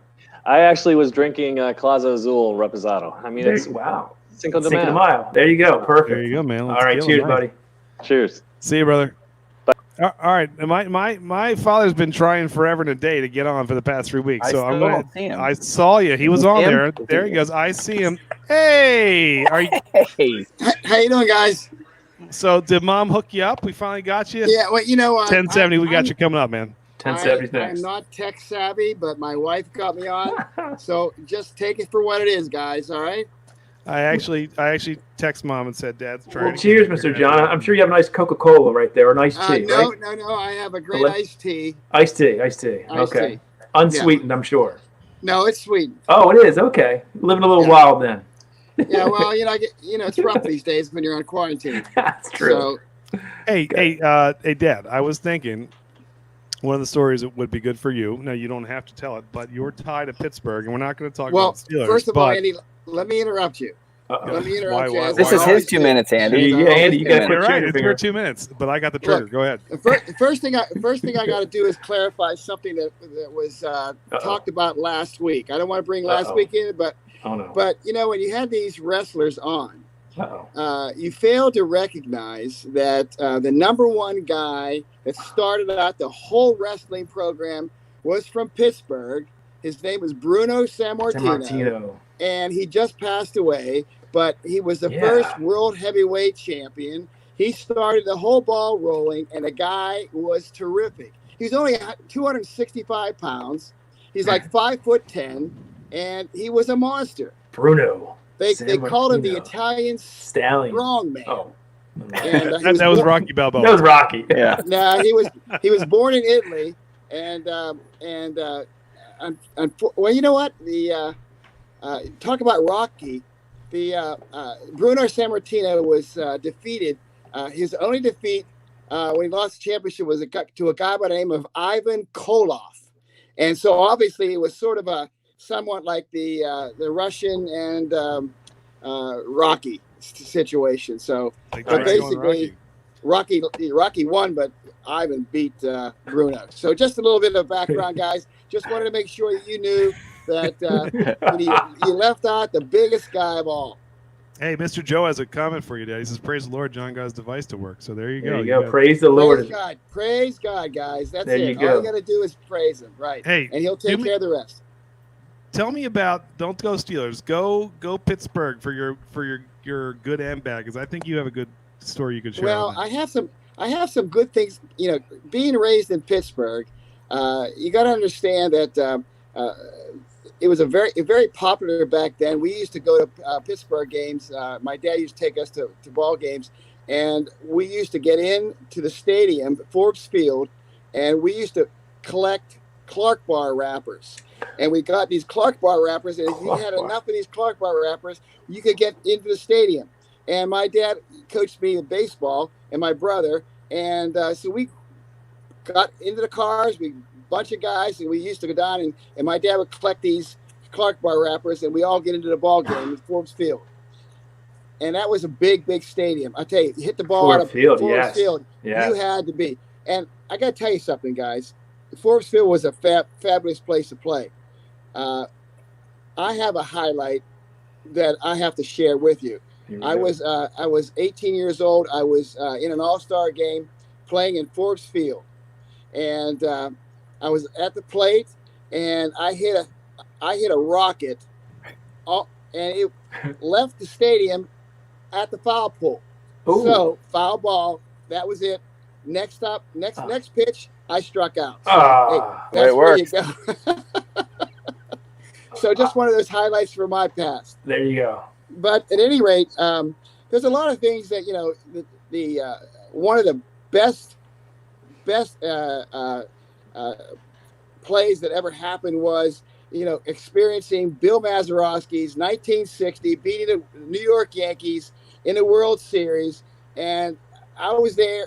I wasn't at the stadium. I was at the house watching it. And they played day games then. And Bill Mazeroski hits this shot. And it just took New York right out of the World Series. Always a good thing. The funny thing is that was a shot heard around the world, right? Wasn't that Mazeroski's shot? No, that was Billy Thompson. There you go. Thompson. Come on. So, but at any rate, Bill Mazeroski is a very big highlight, so watching that experience was really neat. And of course he made the Hall of Fame, and good hands, second base. He and Dick Groat were great double play combination.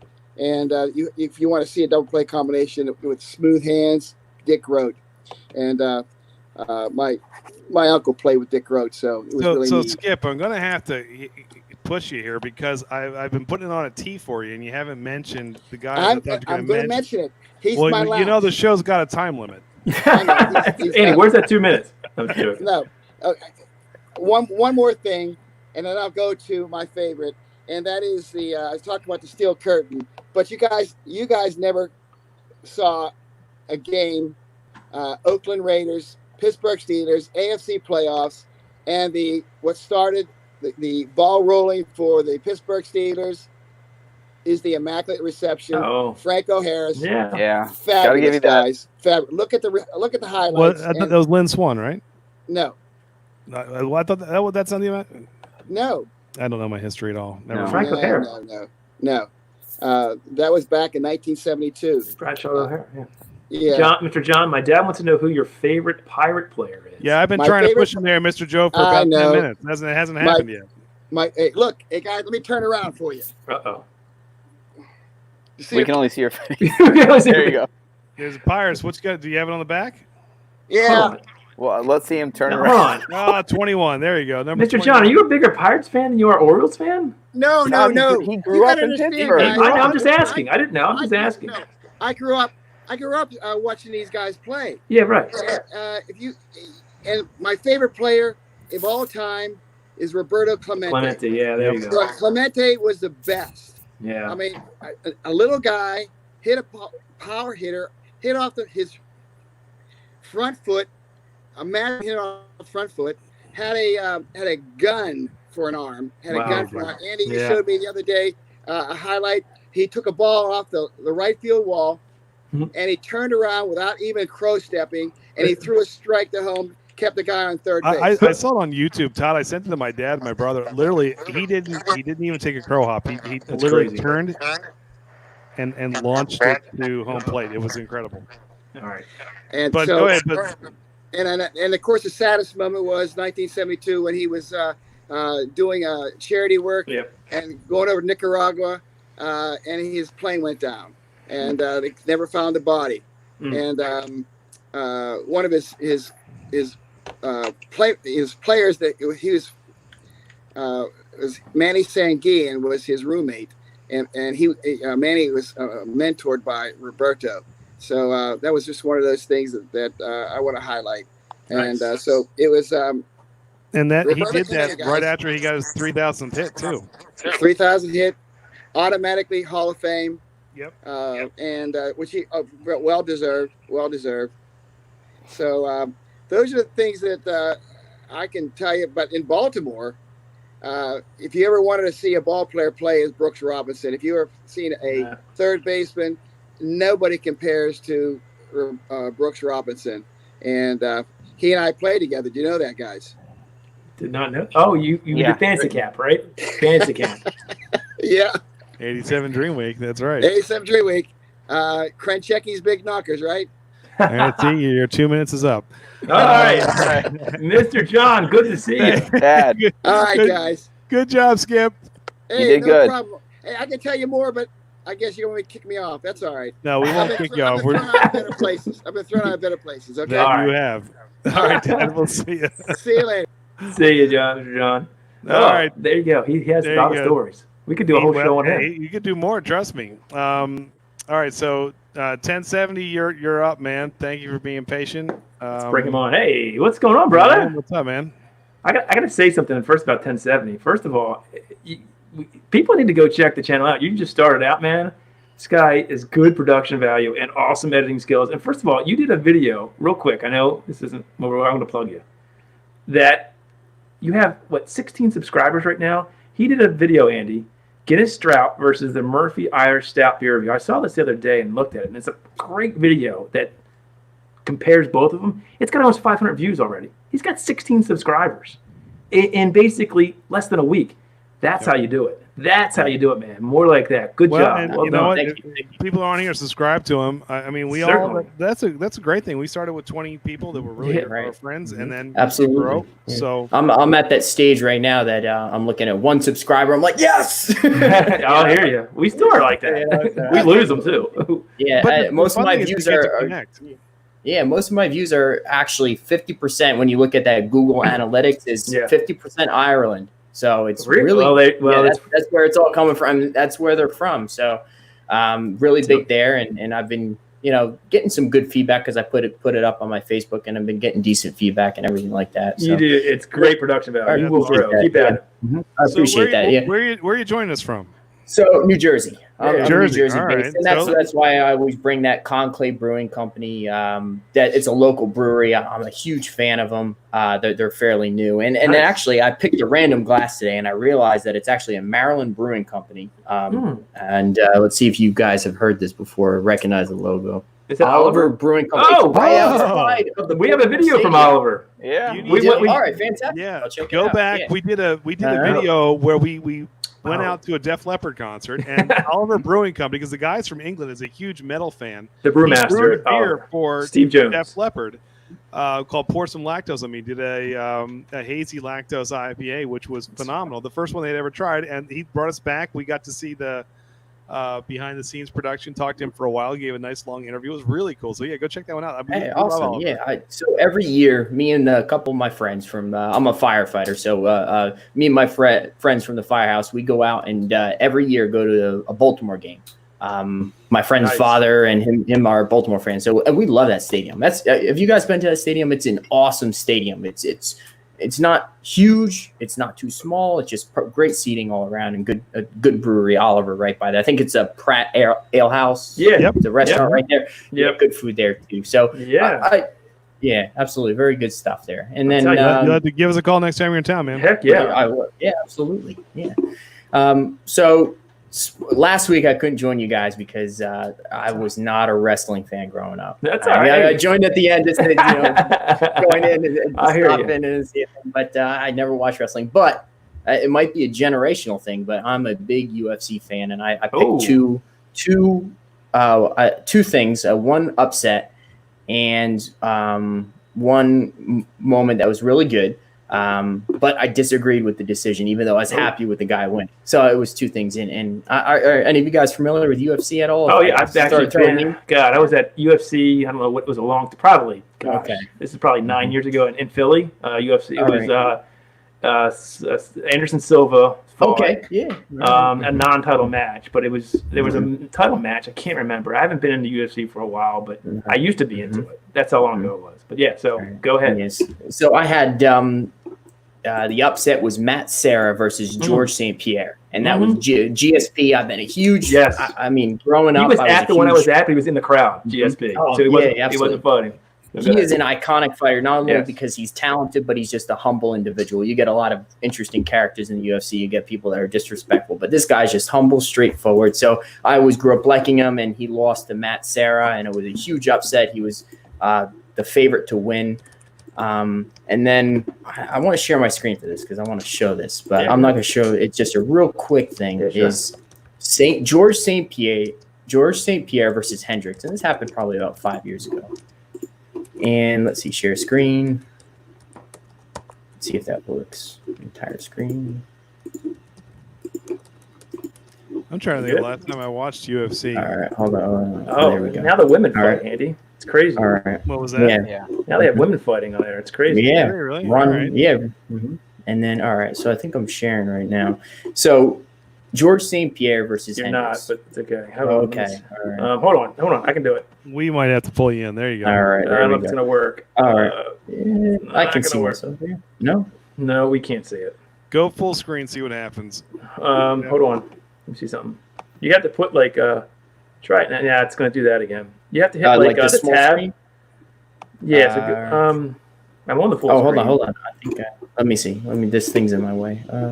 Sorry. If all right, not, I'll just you can walk it through it.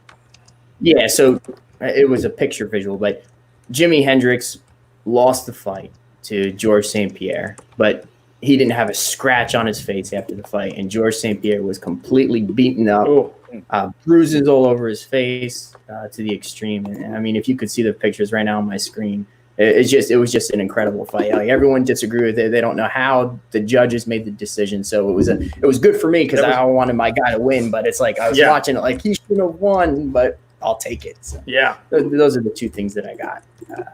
thought I'd throw UFC in there. There you go. All right, I like it. Robot Scott said John Jones Bones is such a disappointment to me anymore. Oh yeah, he's from Baltimore. He was right? No, he was brothers of a Raven player. I'm sorry, I think that's who it was. He was a brother of a Raven player. Tony, there was a Raven player for you. Do you remember John Bone Jones? Do you remember him? I remember the name. I don't remember him. UFC fighter, I think. Right? Yeah, that's what he's talking about. John Jones. Jones. This is a while ago. This is probably 10 years ago. Yeah. Mm-hmm. Anyway, keep going. Sorry, are you Jets up there or no? If I said what team I liked, I'd lose my 16 subscribers. Oh no! Oh no! I'll tell you guys. Yeah. Yes, there you go. That's it. So I'm a Dallas Cowboys fan. How did you become in Jersey? How did you become a Dallas Cowboys fan? That's what I want to know. It all started growing up from like very young. I wasn't exposed to sports at all up until the 5th or 6th grade. And then when I got into the 6th grade, which was considered middle school, I had a history teacher that was a huge Dallas Cowboys sports fanatic. His whole entire room was Dallas. And he was my favorite teacher. So he was a positive influence for me. So then ever since then, I just liked Dallas and followed them. And I was influenced by him to like the Dallas Cowboys.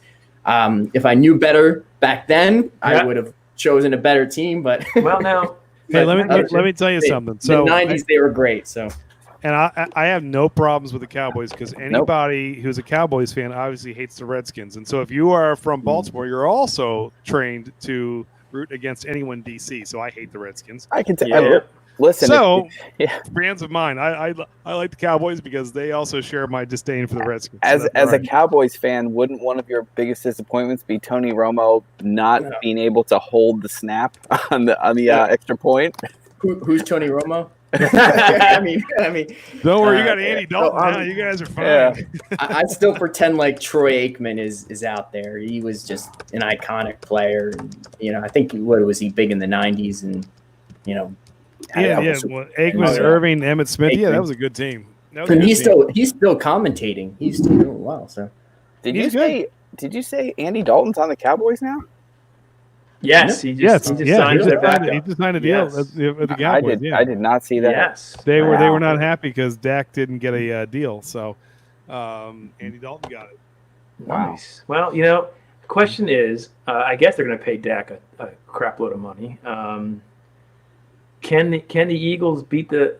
Who's going to win the East? Is it the Eagles or Cowboys this year? Who's the better team? I don't know. I can't stand the Eagles, so I'm sure you can't. How far from Jersey from Philly do you live in Jersey? Are you South Jersey, North Jersey? Where are you? I'm right around Central Jersey. Are you guys familiar? You're not far from. What's that? Are you familiar with Easton, PA? No. But so you're not far from Philly then, probably. Right? No, 45 minutes. Yeah. Okay. There you go. Yeah. I'm not far at all. All right. Well, cool. Who's your baseball team? Yeah. I'm not really big into baseball. Not a big baseball fan? I would say I go to the Orioles game every year. I'm not really a fan, but that's the game the only game that I go to. So there you go. See, if you get down this summer, which who knows if that's going to happen, email us. We'll hook up and go to some breweries in the Oriole game. That sounds like a good time to me. Yeah, and I'll also try to, when I get a hold of the next batch of Conclave, I'm going to send that over to you guys. One of their best IPAs.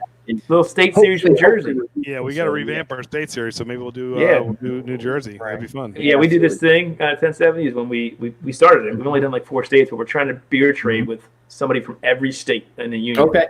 And so we've gotten we have like 5 already. Well, we have more than 5, but we haven't done New Jersey. You're making friends with Jody's on. You're making friends, Bourbon Bounty. Yeah, Cowboys in a win. That's actually. Oh no, Jody's already throwing some shade. Oh man. Knew it was a bad idea. Well, hey, look, if you have not subscribed yet, please do. Get over to him, man. Love to see him continue to grow. We'll do some work with you, man. That'd be fun. What do you got coming up? Anything you want to plug real quick, video-wise, that's coming out, reviews or anything? Just recently I did the Neshaminy Creek Lager. I saw that. And it had a horror-themed intro. That's my niche or whatever I'm trying to do is like trying to make it unique is I do a cinematic. Well, I call it cinematic, really, but I'm still working. So I do an introduction to the beer and then I do a quick review to get it over with to try to retain my. And you get I appreciate great it, yeah. production value. You're doing really good but- stuff. If you haven't tried Neshaminy Creek, that was my They're first great. beer. They're Yeah. great. They were awesome. That lager was top notch. And you I'm know very them? good. I've never even heard of them. Yeah, when I used to go up to Breezewood all the time, I'd pass through there, and then I would head up to Pittsburgh. And Neshaminy Creek is sold out in Western PA a Oh, lot. all right. There you go. Yeah. So I got a bunch of stuff from them, Sly Fox, a bunch of breweries were out there, and There you they're go. great.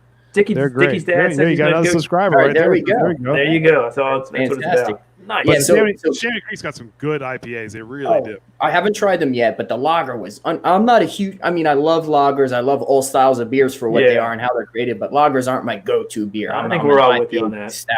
But Yeah. give it a try if you get a hold of it. It was Nice. It's a Vienna Nice. style, so it's got the German Tettnanger And hop. So it's great. Check out your review that you just posted. And keep 2 doing days your ago. thing. We did the same thing where we started off and it was like, you know what are we going to do that's a little bit different? And so we started trying to like, well, we're just going to work on our intros. We want to try and do these goofy, fun intros to get people hooked. And then And that's how I found you guys is the personality behind it was what caught my attention Nice. because there's lots of people out there that have beer reviews out there, but it was Yeah. that personality that kind of catches people and retains that subscription. Yeah, there you go. All right. Thanks for saying All that. right, Yeah, thanks, perfect. Thanks for having me. All on, right, guys. buddy. Go check out 1070 Thanks Beer so much. Reviews. 1070. We'll see you next Tuesday, hopefully. And hey, Hopefully, can you absolutely. go live? Yeah, I guess you can. Are you allowed to go live? I don't know how that works anymore. You can go live, right? You should think about going live once you get some more Going live? subscribers. Yeah, Absolutely. Yeah. do it, man. Why not? All right. Sounds What good. else we doing? All right, buddy. Talk to you later. All right. See ya. good to see you, man. All right, so we've got 1070. We got your dad. We had Adam. I want to hear some more stories, though. I want to hear what people. Jody, we you got wanna bourbon. jump on? Come on, Jody. Joe, Dickie we got- Dad, get on here. Let's go.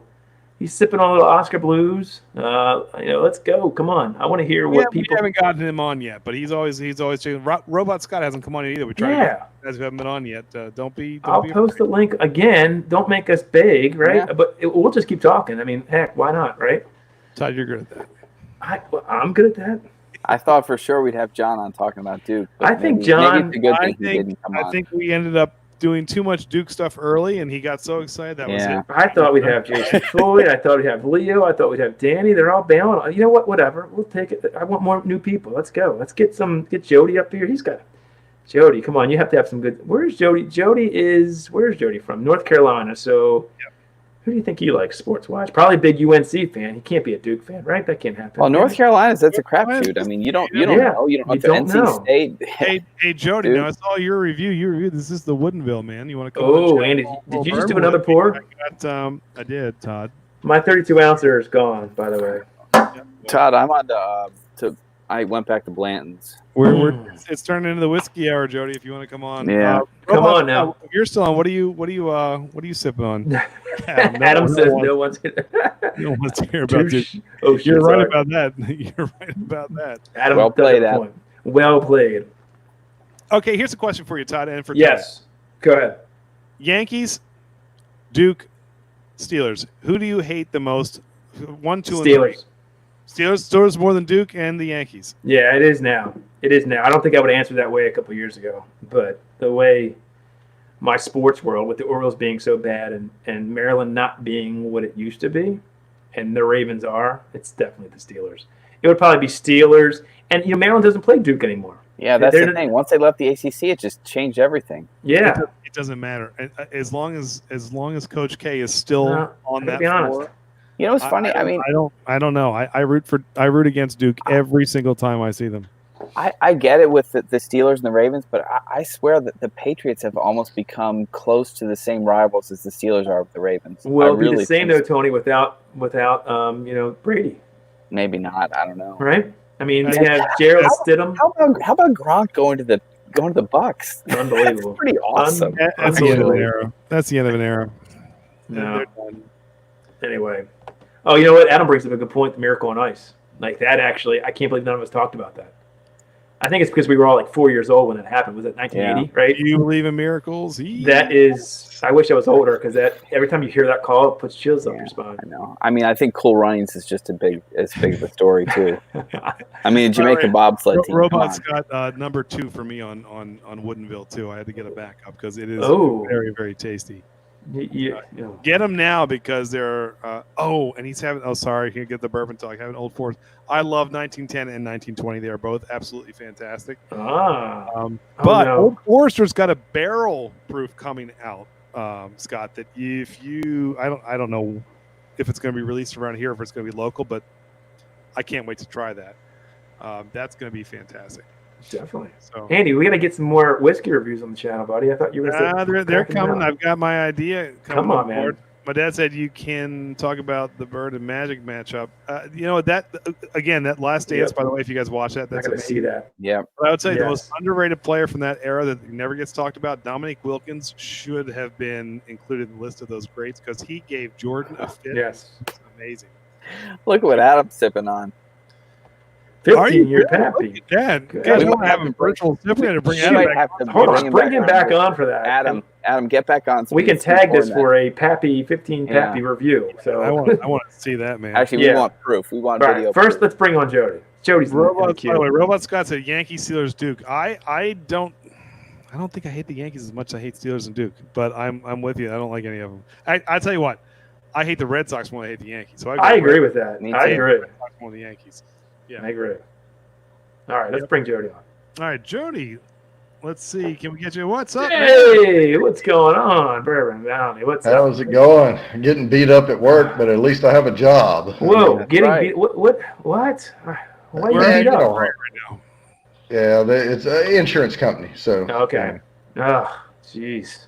So are you sipping on anything? Yeah. Oh, me, Coors Light. Oh, all right. He's always bringing the light stuff for us. Well, he's hydrating in between. That must be what it is. That's what it is. Yesterday was my birthday.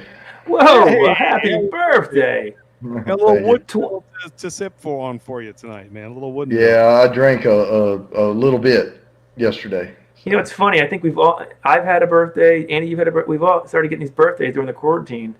It's like I didn't even have one. So I don't think I gained an extra year. It's like nothing really happened. It was like the same thing. You know, you don't celebrate them early. It's like it's just another day, and I don't think I grew a year older. You're in your mid-40s. You don't. It doesn't matter what time of year it is. No one celebrates your birthday, so don't worry. I do. I like to try. Anyway, I crossed 50, so they're not as pleasant now. Yes, I hear you. We're getting there. Something else hurts that didn't hurt the day before. Yeah, you got that right. Oh man! All right, so Jody, who are your teams? You're in North Carolina. Yeah, I moved out here from Texas, so that's why I was dogging on the Cowboys because Jerry Jones needs to keep his ass off the field and out of the player stuff, you know. And agreed, 100%. And he's got Mr. Yes Man out there, you know, Garrett, who he did. He's gone now, though. They got he's gone now, but you know, it doesn't matter because if you get any quality coach in there, Jerry's gonna run them off. That's true. You know, that is true. He can't share the limelight, is what you're saying, I think, right? Yeah, he can't quit playing fantasy football with real people.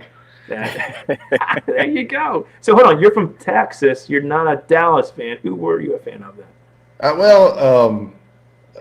I'm not originally from Texas, but I did live there 17 years. But I've been all over the place. But Air Force, you know, lived all over. But my buddy was a San Francisco fan, so I'd watch them and get disappointed a lot.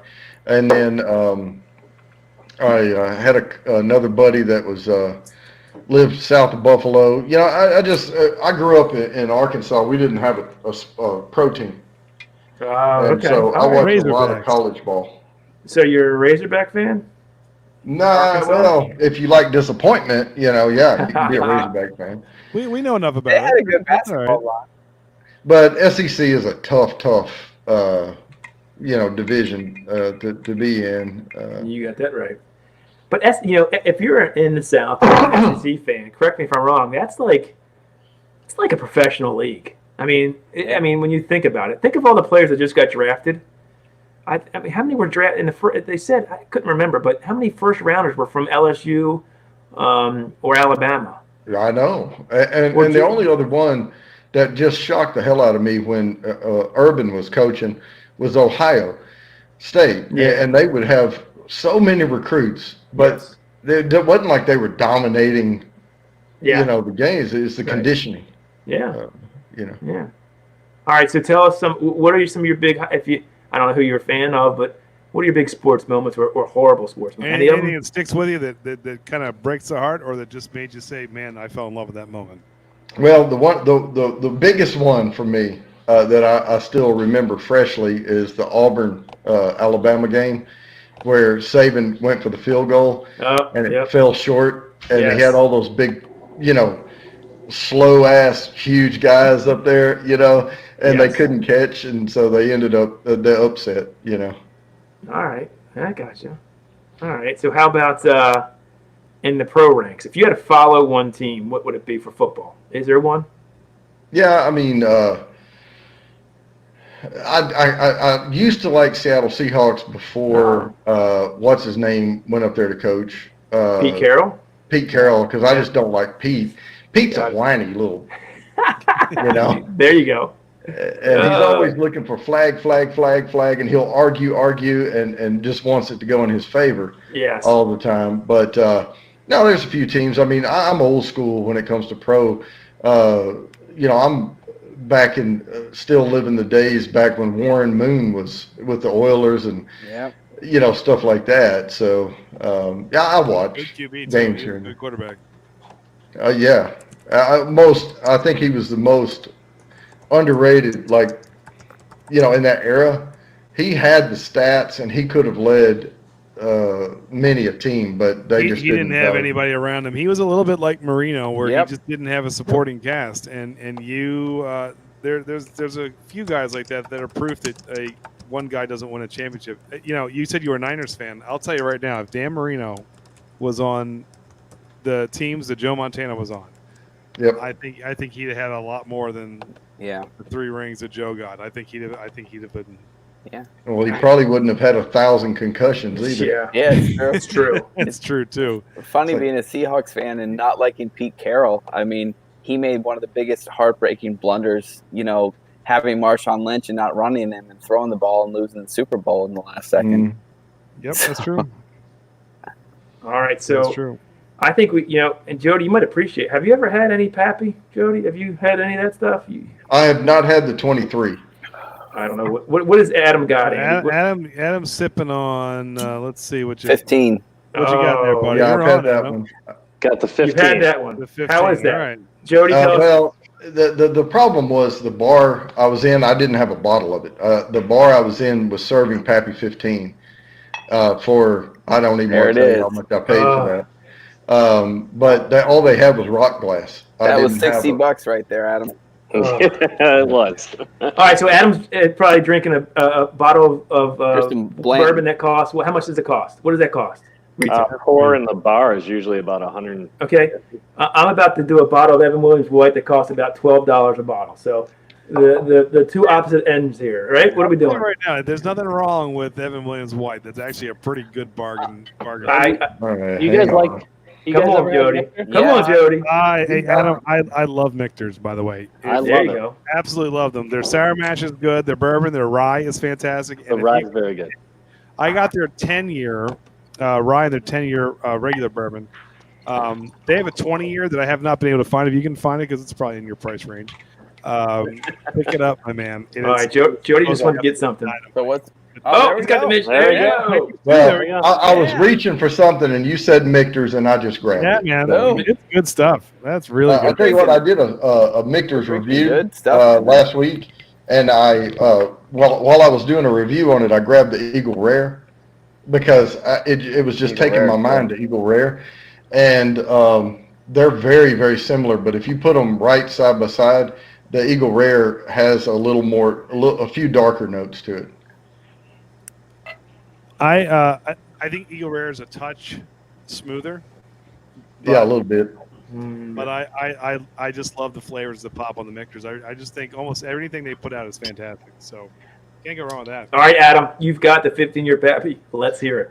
Come on, man. What do you think? I actually like it better than the 23. I've had the 23, and I actually think it's better. It's smooth. I'm a Blanton's fan too, so I like that kind of the bite at the end, the little burn at the end. So it has that, but it's a smooth drink. Obviously I don't put ice or anything in it to open it up. So, but it's good. Attaboy. I can say, Adam, I had the 23 as well in Nashville last year. I have an expense account for work, and I said I brought a couple doctors out, and literally it was like a $220 pour. Oh. Yeah, and I really think 23 might be a little different. I don't know if it's a little better, but it's not like with the price range. I mean, this bottle, even though this bottle is, I got this, and I got it actually in Maryland when I made partner. And there was a bottle that was online going for sale at the same area in Maryland. It was going for $2,500 for the bottle.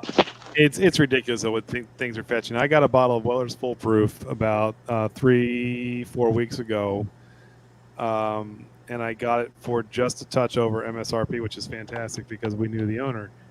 It's going for upwards of $500, and it's a $50 bottle of bourbon. So it's crazy how much they mark these things up. But you've got people who are agreeing with you. Robot Scott said not a fan of the 23. It's okay. Oh, there you go. Yeah. So Jody, what are you sipping on? What did you just pour? The Michter's Kentucky Straight Bourbon. It's the US one. Okay. And it tastes better because I have it in the logo glass. Oh, of course. There it is. It always tastes better in the glass. Their barrel proof rye is just dynamite. If you find it, it's just insanely good. But I love it. These are so hard to find, like the Blanton's and the Pappy. If you can find them, Blanton's is so hard to find. I don't know why, but I can't find that anywhere. Yeah, my problem with Blanton's. We got about 3 here they're pretty easy to get around here. I'll send you one if you want. Oh, look there at you go. What was Jody? Just bring it out here. You gotta send me something fun back, but yeah, I'll do that. Just bring it out here when you come out. Once I'm off of house arrest, I'll come out and I'll bring. That's right. Well, for that beer thing. Jody, what were you gonna say? Oh, I was gonna say the one thing about the Blanton's is it's really, really soft, and I screwed up one day, and I was doing a review, and I tried the Blanton's chasing Booker's, and you can't taste it. Huh. It's Booker's got more meat on it though. It does, yeah. Yeah. So help me understand this. Okay, I'm not the whiskey. I'm not gonna pretend like I am. And Pappy is just. How do you get a bottle of Pappy then, Adam? How does that happen? It's so hard to get, right? That's the hard part. So how do you get that? You have to know someone who can get you it. What is the way of attaining a bottle of Pappy? You can, and there's certain times where there's more Pappy in stores, like right before Christmas, like holiday time, they get more. They get more bottles in store. So even so, like usually you have to know the liquor store owner, and you can put your name on a list. And so when it comes in, it's like a first come first serve. A lot of them, or if you really know them, they'll set one aside for you. But it's still expensive. It's not like it is. He's just flashing the dollar bill signs, man. But it's funny. Robot Scott said 23 is over oaked, and I remember when I tasted it, it was smooth, but all I could taste was that oak barrel. That's all I could taste. It made it very smooth, but it's all been sitting in. I mean, if you can taste it in there. It's gonna keep taking on the flavors of those barrels. And honestly, you're paying for, again, sometimes you pay too much for hype, I think. And not that Pappy's is a bad bourbon. Pappy's is a great bourbon, but sometimes the market dictates the price, and that doesn't necessarily mean you're getting the best bourbon out there. So hold on. So Pappy, there's a 15 and 23. Is there anything else? Yeah, there's a 10. All right. I know there's a 10. I don't know any others besides that. I've had the 10, the 15, 23. And the old rib. Yep, the old rip. That's right. And but the price range between the 15 and 23, usually the 23 is huge. It's a big jump, and it really isn't worth it. I don't think. I don't think it really is. The 10 is the cheapest, or is it the? I think it's the rip's the cheapest. Or is the rip's the cheapest? Yeah. And when you say cheapest, what's that still going for a bottle?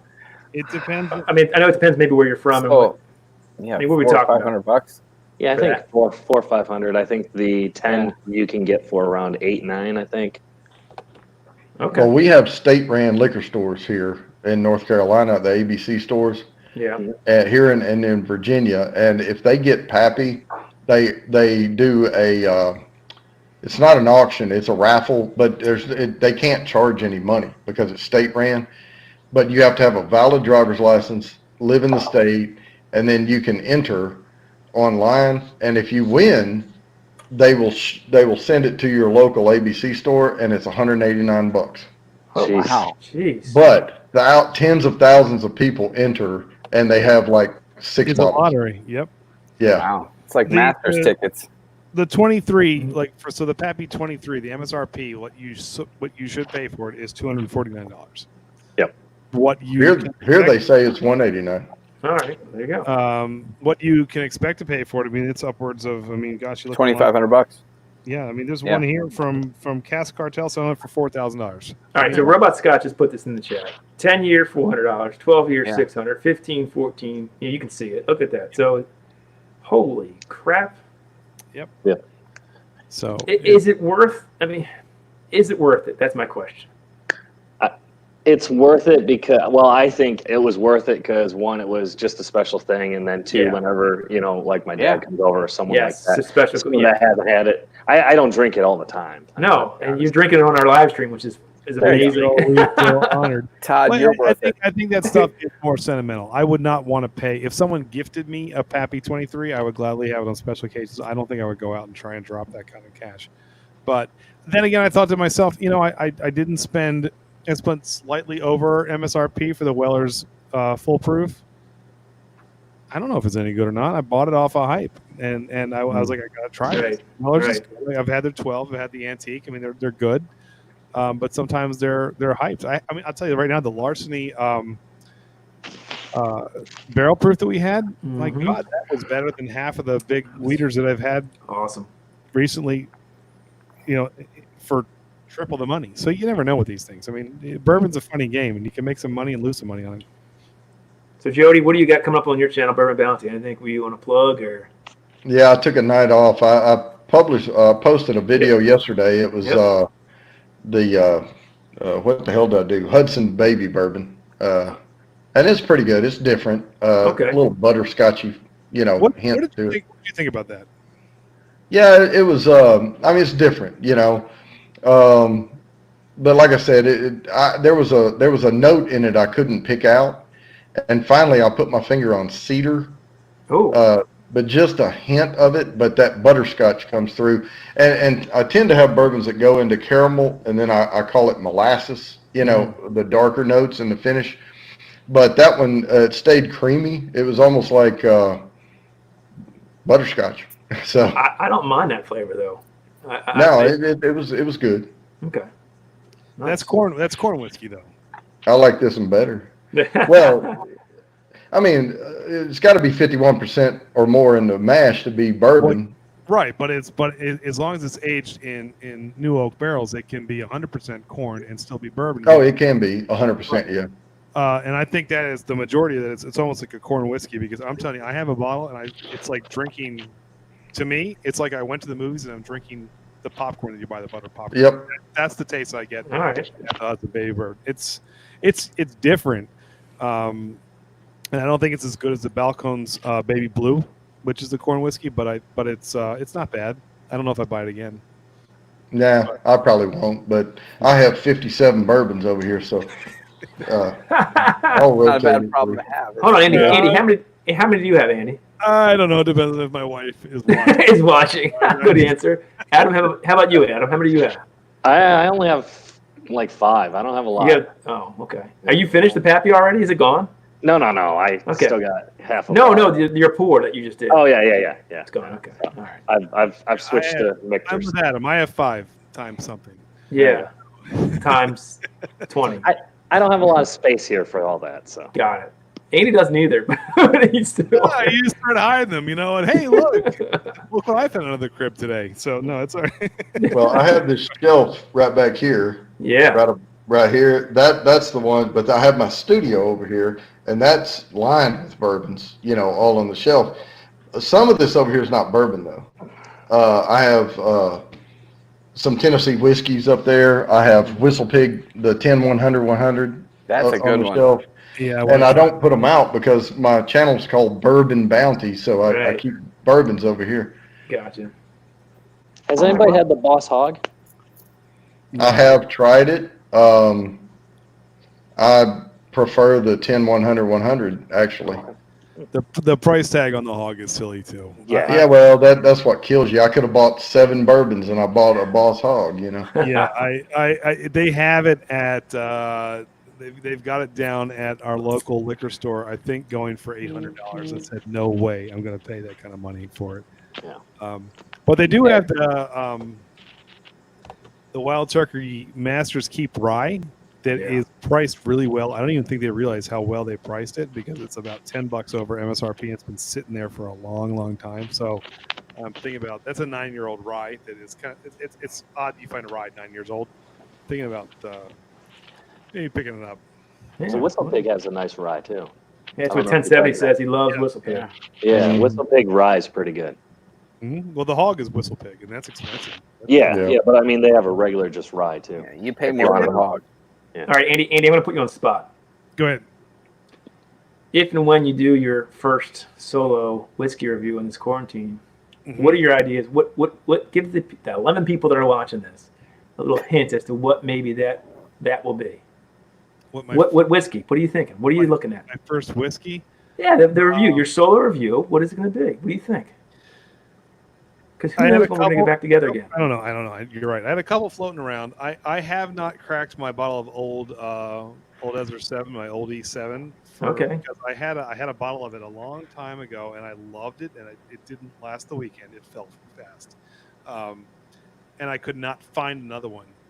And when I finally found another one, I was like, I gotta pop it open now about a year and see if I still like it. That's one. I have a bottle of the 1792 Full Proof. It did win the Whiskey of the Year last year, and I think sometimes those things can be overhyped, kind of like the Henry McKenna. Okay. It's really good. So that's on the list. And then the Epoch Rye from Baltimore as like kind of a snack. It's just really good. So so I don't know. There's a couple, but Robot Scott said that the Larceny Barrel Proof, the B 520, that's this month. So that's supposed to be released. So actually, if we can get our hands on that, that could be the one is going to be the A120 versus the B 520 for the Larceny Barrel because that's fantastic. Gotcha. All right. Oh, and I've had Dickie Dad. I've had Templeton Rye. I really like it. Really smooth, but I have not had the 10-year. I would love to try that. So. I'm looking at we don't have a ton of whiskey reviews on our channel, but that rare breed really did well. I mean, I've been watching a bunch of other reviews of it. People love that bourbon, that from Wild, right? I mean, is that? Oh, it's good. It's for $50. It's for a barrel proof that's really, really good. Adam, if you like a little bit higher proof, check out the Wild Turkey rare breed because it's still really good. You'll like it. I have a bottle unaopened right over here. I bought it last week, this last weekend, and I've been meaning to do a review on it. I also have the Long Branch from Wild Turkey. I got one because of you, Jody. I bought a bottle of the Long Branch. All right, that's good, isn't it? Look at that. Mm-hmm. Awesome. I almost didn't buy it because Matthew McConaughey had a hand in it, but I figured. Well, it's got Eddie Russell's name on it, so Matthew. All right. Yeah. All right. So, Andy, we haven't even talked about next week. Maybe we don't have to. It's been a quick 2 hours. I kind of like this whiskey talk at the end, though. This is kind of nice. I'm all right. I got nowhere to go. Getting back to our roots. Well, no, our roots would be my root would be beer. Alcohol, not. It's all spirits. I'm like an outcast in this group here. Everybody's whiskey drinkers. I'm the only one drinking beer, but that's all right. What about Scott? You are always coming. If you want to hop on, man. Just for the heck of it. If you feel like, I'll throw this up again. I know he's got a lot of knowledge there, man. He knows a lot. We're going bourbon. You've got bourbon knowledge. There's only 10. Yeah, really. Come on. There's nobody watching anyway. No one's watching. You're all right. We always tell people that no one's watching. We're usually off by now, but hey, this is extended time with 21090. There we go. Right, Andy? I mean, we got Adam from Chicago. We got Jody from Carolina. We got people. We got some. I got nothing better to do. I can tell you that right now. That'll be fun. Or anybody else wants to hop on. Right now, we're just kind of enjoying it. Overtime. We're going overtime. I like it.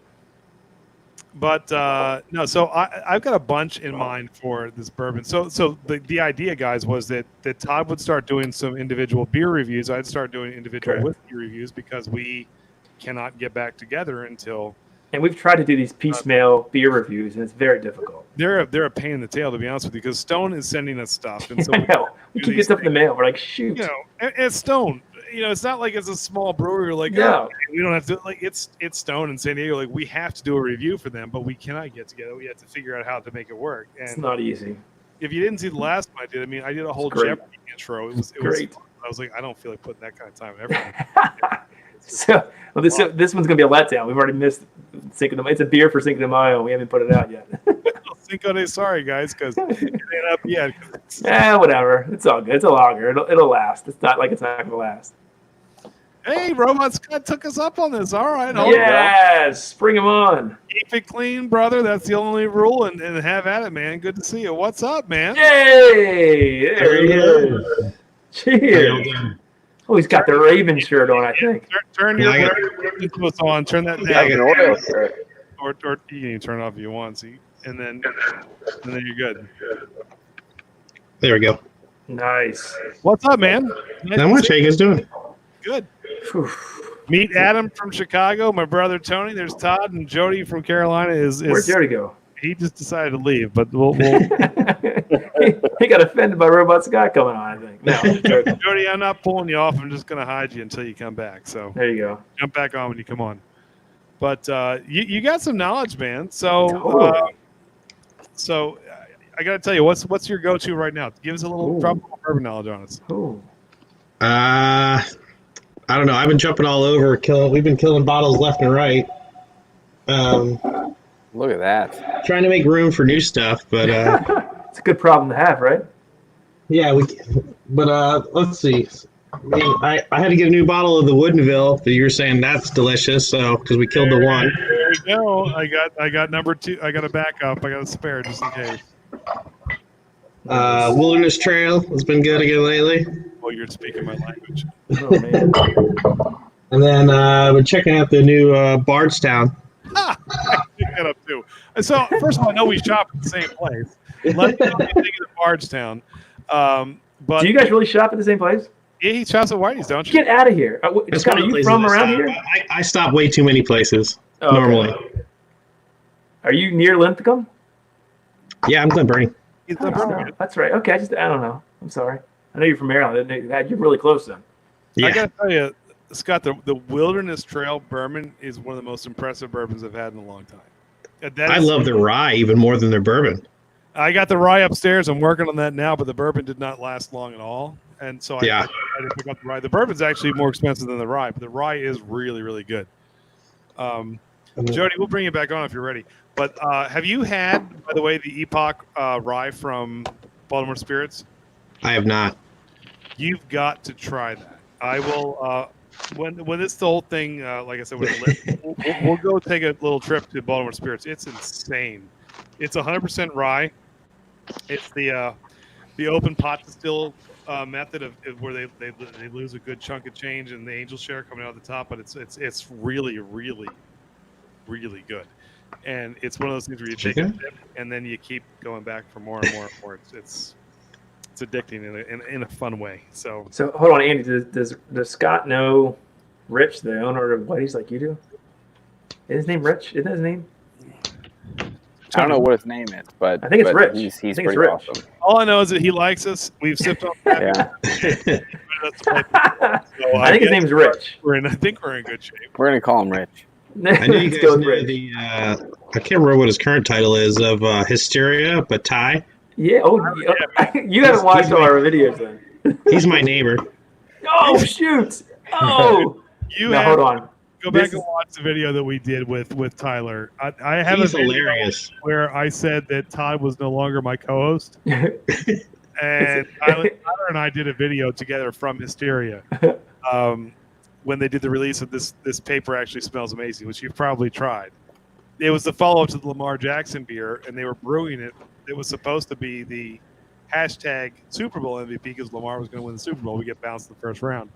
So they changed it because they got a cease and desist order letter from the NFL, and that's what I read about that. And apparently it was scented. So the cease and desist order from the NFL, the paper was scented, so that they named their beer. This paper actually smells amazing. So We did a review from there. I got the first. Actually, it's funny. I got the first sip off the line, the first can. That's right. And I got the last can delivered to me when we went into quarantine that Tyler brought over. So, kind of funny. Yeah, we know his BFF says hi from. Yeah, you're next door neighbor. So do you see bring home awesome beer to you all the time? I don't see him much. He works a lot. He does work a lot. He does a lot. Yeah, he's always. I actually honestly haven't seen him in passing in quite a while. It's because he's delivering beer everywhere around Baltimore. Yeah. Jesus. That's awesome that you live next to it. Andy, we've got to do a collab. Somehow the collaboration has to happen now. This is too No, that's funny. Intertwined here. Once these things happen, if not, we'll just go out for a beer or two. Hey, Joe. Yeah. Old Scout. It's not lasting very long. Have you had from Smooth Ambler from West Virginia, Old Scout, the American whiskey? I have not. Scott, what about you? Have you had it? I have the total wine pick of it. It's not bad. It tastes like cherry cola a little bit. Do you get like that when you it's really easy to drink. Adam, I don't know if you've had this. You might like this I haven't had it.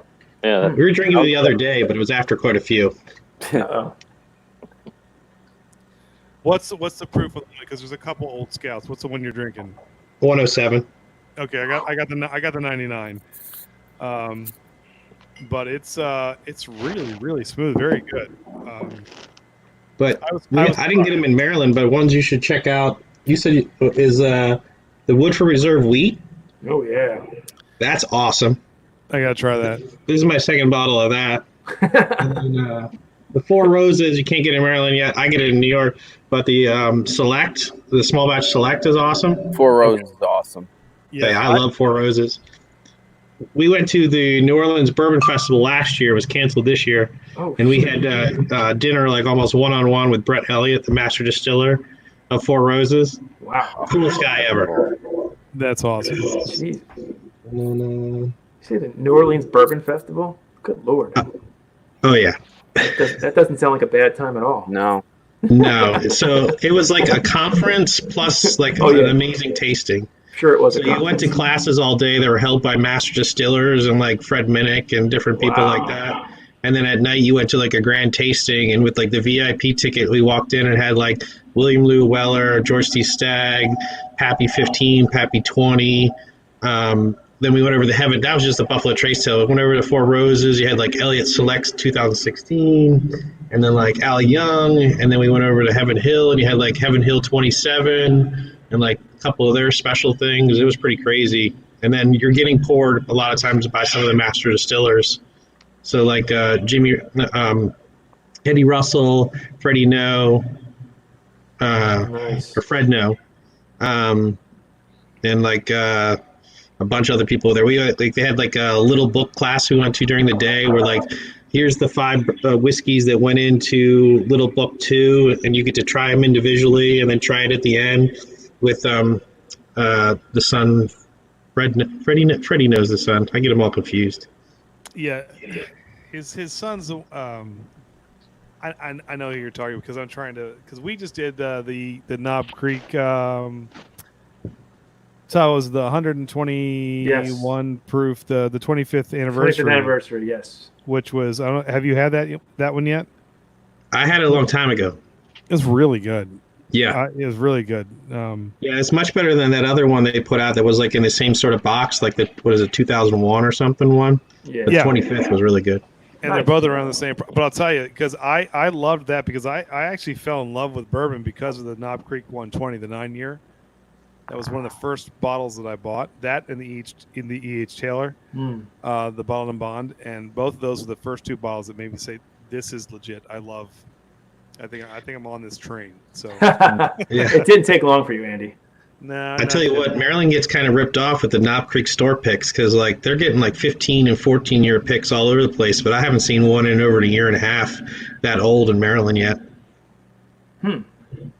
But those have been some amazing picks. Like the last 14-year I have is from when we visited the distillery 2 years ago.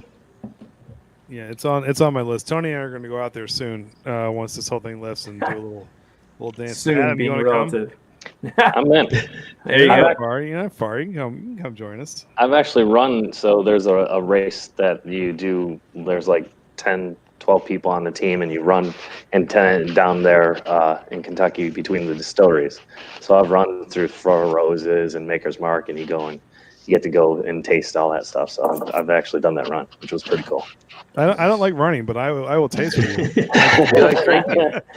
and especially down there, because there's a lot of hills, which I didn't really realize. You know I don't like you know I don't like hills. I know you're scared of hills.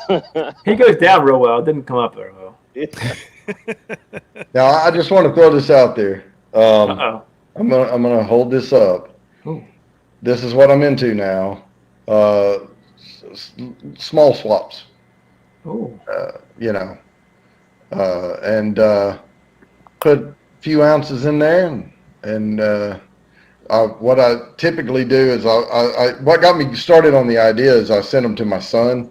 Oh. He's 27 and he's trying to like bourbon, and so but he can't afford the stuff that I have. Right. So I'll mark them like ABC, on the vial, and then I'll put a card in there that tells what A, B, and C are, and that way I can reuse, use a permanent marker to mark them, and then of course he just sends me the empties back, But if I'm swapping with somebody, because there's things I can get, especially local bourbons, things like that. You're not going to find them outside of certain areas, and I've gotten a few of those, and that's how I got my hands on Blanton, because you can't get it around here. They just don't have it.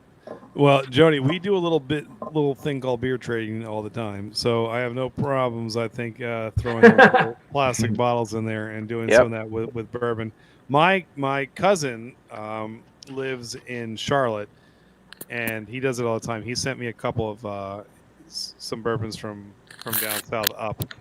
Now my brother, he just hopped off, but you're down in Carolina. Have you been to or had anything from Great Wagon Road Distillery in Charlotte?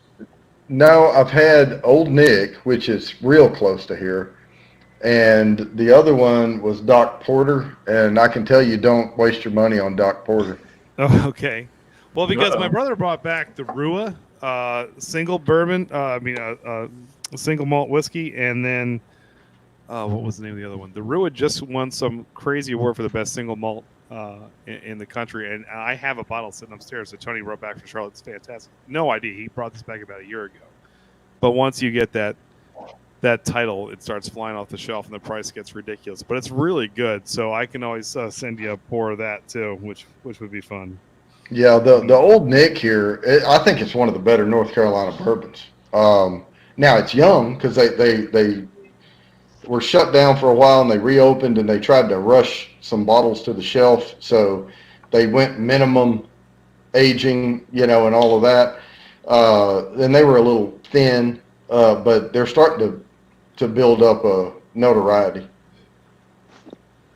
No, that's we're open for trading, and so you let me know. You need to get some of those little plastic bottles. You have any of those to trade with? No, these are glass, but glass. Okay. I just ordered them off of Amazon. Yeah, I was gonna say, my cousin sent me the link to Amazon. You throw them in there, you put them in, and you're good to go. So you can throw them in. So we can do that. Nice. So if Adam, if you want to send me a little pappy, you feel free to put that in a bottle, man. You can send it down. Yeah, sure. I'm sure he's gonna do that for you. So, all right, question for you guys before we start thinking about wrapping things up. So we've done sitcoms, we've done athletes, we've done musicians, we've done video games, wrestlers. Think of a good, give me an idea, top 10 list for next week. We do Tuesday, 8:30 every week. Anything that you think we should do, choose some ideas. Maybe we'll throw it up there. Top 10 events to visit. Events or places. Events or places. We thought about that. Places like the bourbon in New Orleans or Mardi Gras, stuff like that. There you go. It should be places that I guess you've been to too as well, right? You can't just want to go there. It's places want to go or have been, I guess. Yeah, places or even events. Like like a bourbon tasting or whatever. Yeah, all right, I like that. Lollapalooza, I don't know. Top 10 reality TV shows. Oh, I'm all over that. I'm all over that, Jody. Yes, sir. How old are we? Tiger King. I haven't seen a single episode of it. Tiger King is great. Well, Todd, this is good because you could actually put up. No, I don't think Real our audience. Housewives. You could put that up for the first time on in front of everybody. Let them know how much you like the Real Housewives. There's only certain ones I like, by the way, Andy. I don't watch them all. You're not all right. Of them. That's the. And I don't think our audience who watches this is going to go for that topic, unfortunately. So. No, that's for me to have fun with because you do watch it. That's the only reason I brought it up. I'm unabashed about my reality TV. I do like it. So yes. So are we talking MTV? You still watch the challenge and all that? I don't watch that. I basically watch this is crazy. I watch Bravo a lot, man. There's a lot of stuff on Bravo I watch. That's terrible, isn't it? I know. We've just probably lost half our base, but that's the way it goes. I'm sorry. Congratulations. Yeah, 1070. That's a long list. Top 10. Oh no! Did you see this? Oh no, Andy. Wow. Well, that's definitely not going to be one of the topics. I can tell you that right now. Andy already gave one away tonight, so. Yeah, the first one is that you actually enjoy watching Real Housewives. That's good. I do. That's not a lie. I'm not kidding you with that. Okay. Although I watched, never mind. We're not talking about that. I'm not getting into that. You're not goating me into that, Andy. Scott, any ideas for you? What do you think? Top 10 anything? What do you like to see? Yeah, top 10 things you're going to do once quarantine ends. Oh, That is fantastic. That's a really good one. I think that might be it. Top 10 things you're going to do when quarantine. Oh, I love that. I love that. A couple extra hours for that. I'm going to start it right now. It gives me all week. It's going to be hard to narrow it down to 10. You got that right. Jeez. Yeah, Andy, that's the first day. That's a great idea. Andy, I think we should do that. I think that's settled right there. That's not bad. I kind of like that. And look, it can go so many ways. So many ways. It's poignant. Some of these other topics can wait forever and a day. This thing lifts. It's exactly. I like that. See, I can already do that stuff though because I have the antibody, so I'm good. How do you have the antibody? What do you? I had it. Oh, you had it? Yeah. Adam had it. I didn't know you had it. Oh, yeah, I had it. He's a survivor. You're a survivor. How bad was it for you? It was 12 days of fever, 3 days of bad body aches, pain, like you had been burnt and it was very tender. Really?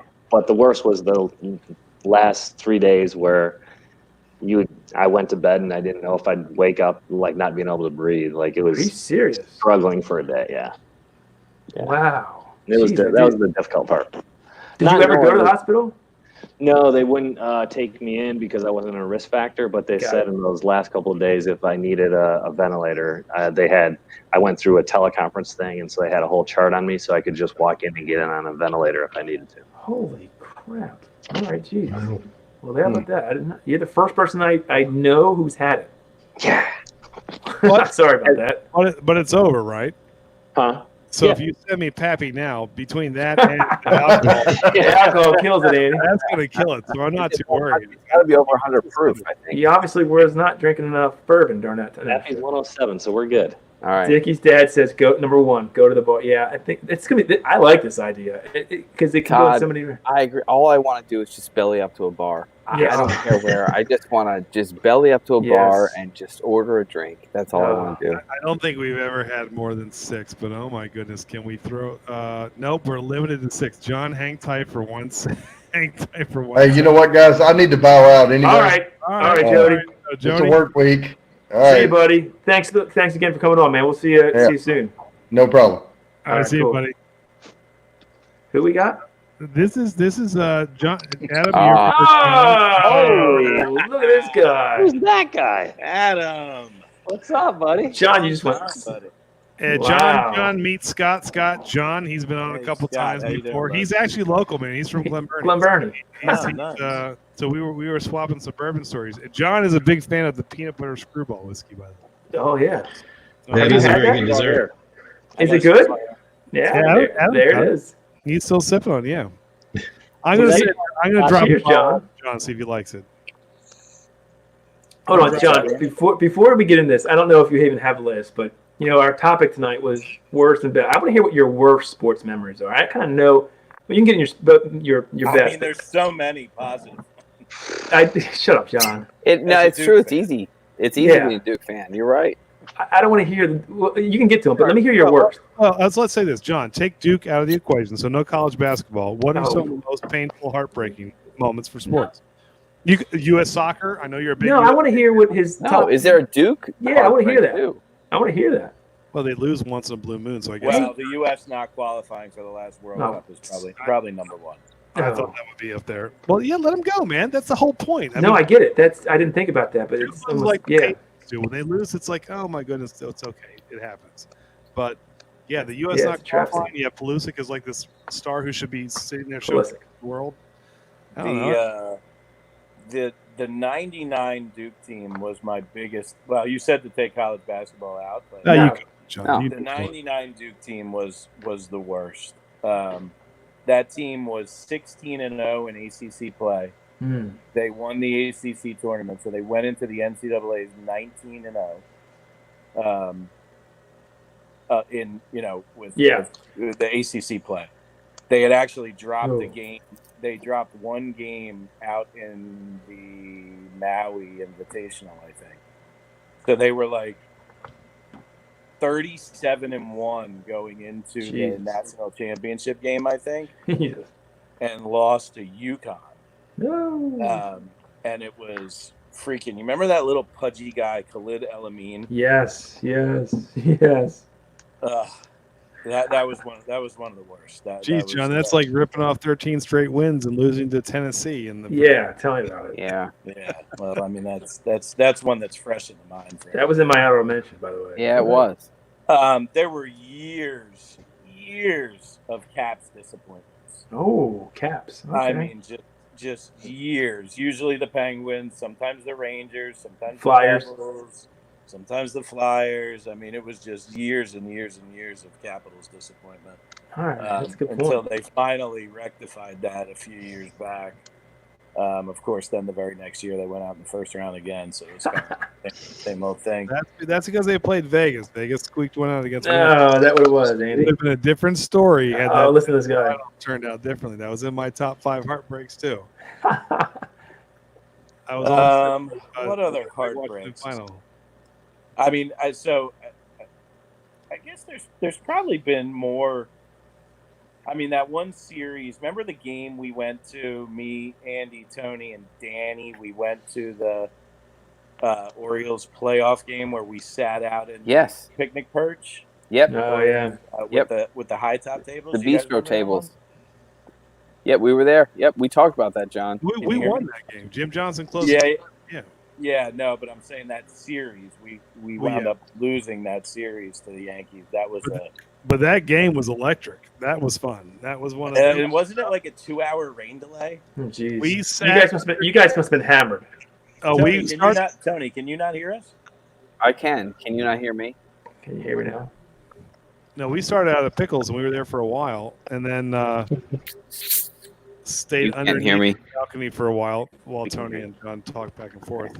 All right. But Jim Johnson closed it out against Hideki. I can't hear Tony. You can't hear Tony? Tony, talk. Hi, John. It's Tony. No. I can't hear. He just can't hear me? We can hear you. I don't know why. We can hear you, Tony. We're going to have to stop the show. Tony can't hear John. John can't hear Tony. Everything has gone wrong tonight. Everything's gone wrong. This is what I feared. Todd, when you said something wrong, this is what happens. I think Andy's just muting John's. What actually, if I'm being honest with you, the only ones I can hear are Andy and Todd. Oh, really? Yeah. Well, good news, John. It's our show, so that's right. Good news. Andy, tell John we love anybody else. But I will tell you that it was a good story. Somebody had mentioned the shot earlier because I think Andy had shown the video of Leitner stomping on the guy. Uh-oh. But for that, I can remember specifically. So that was a late game on a Saturday night back in 1992. I had an indoor soccer game. Oh God! That night, and I got pushed into the wall with my arm like stretched straight out, and I dislocated my elbow, and so I was in a sling. And when Leitner hit that shot, I was running around my house at like 11 o'clock at night, with my arm in a sling, just like screaming, running around the house. Nice. I woke up the whole house. But that was probably the highest moment I can remember. All right. Makes sense. I mean, there were moments before that, like Duke beating UNLV in '91 when nobody gave them a chance. UNLV was undefeated. Yep. There was '86, Game Good. 6, Mets and Red Sox, '86, Game 6. Mookie. Bill Buckner. Bill Buckner's Yeah. there. That was a great one because I actually grew up a Mets fan. Anyone else feel bad for Buckner? I mean, you got to kind of feel for the guy. The ball goes. Everyone has to. Every one of us who's ever played sports, you've made an error before. It just happens to be at the most inopportune time you can possibly let a ball go through your legs. If it's game 36 during the regular season, nobody cares if you had a ball. That's true.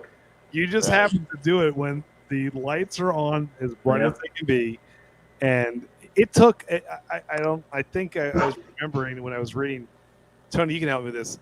It was like 20-some years before they even allowed him back into Fenway to kind of let the fans say it's okay, and they gave him an ovation. That's just because people from Boston are mean. But I don't like Boston. I mean, Scott, you know that you're a Marylander. You can't like Boston. And just there's something about their fans. Even the Yankees. I know you say you don't like the Yankees, but I would rather sit next to a person from New York who's a Yankees fan than a person who's from Boston. I agree. Oh, it's tough.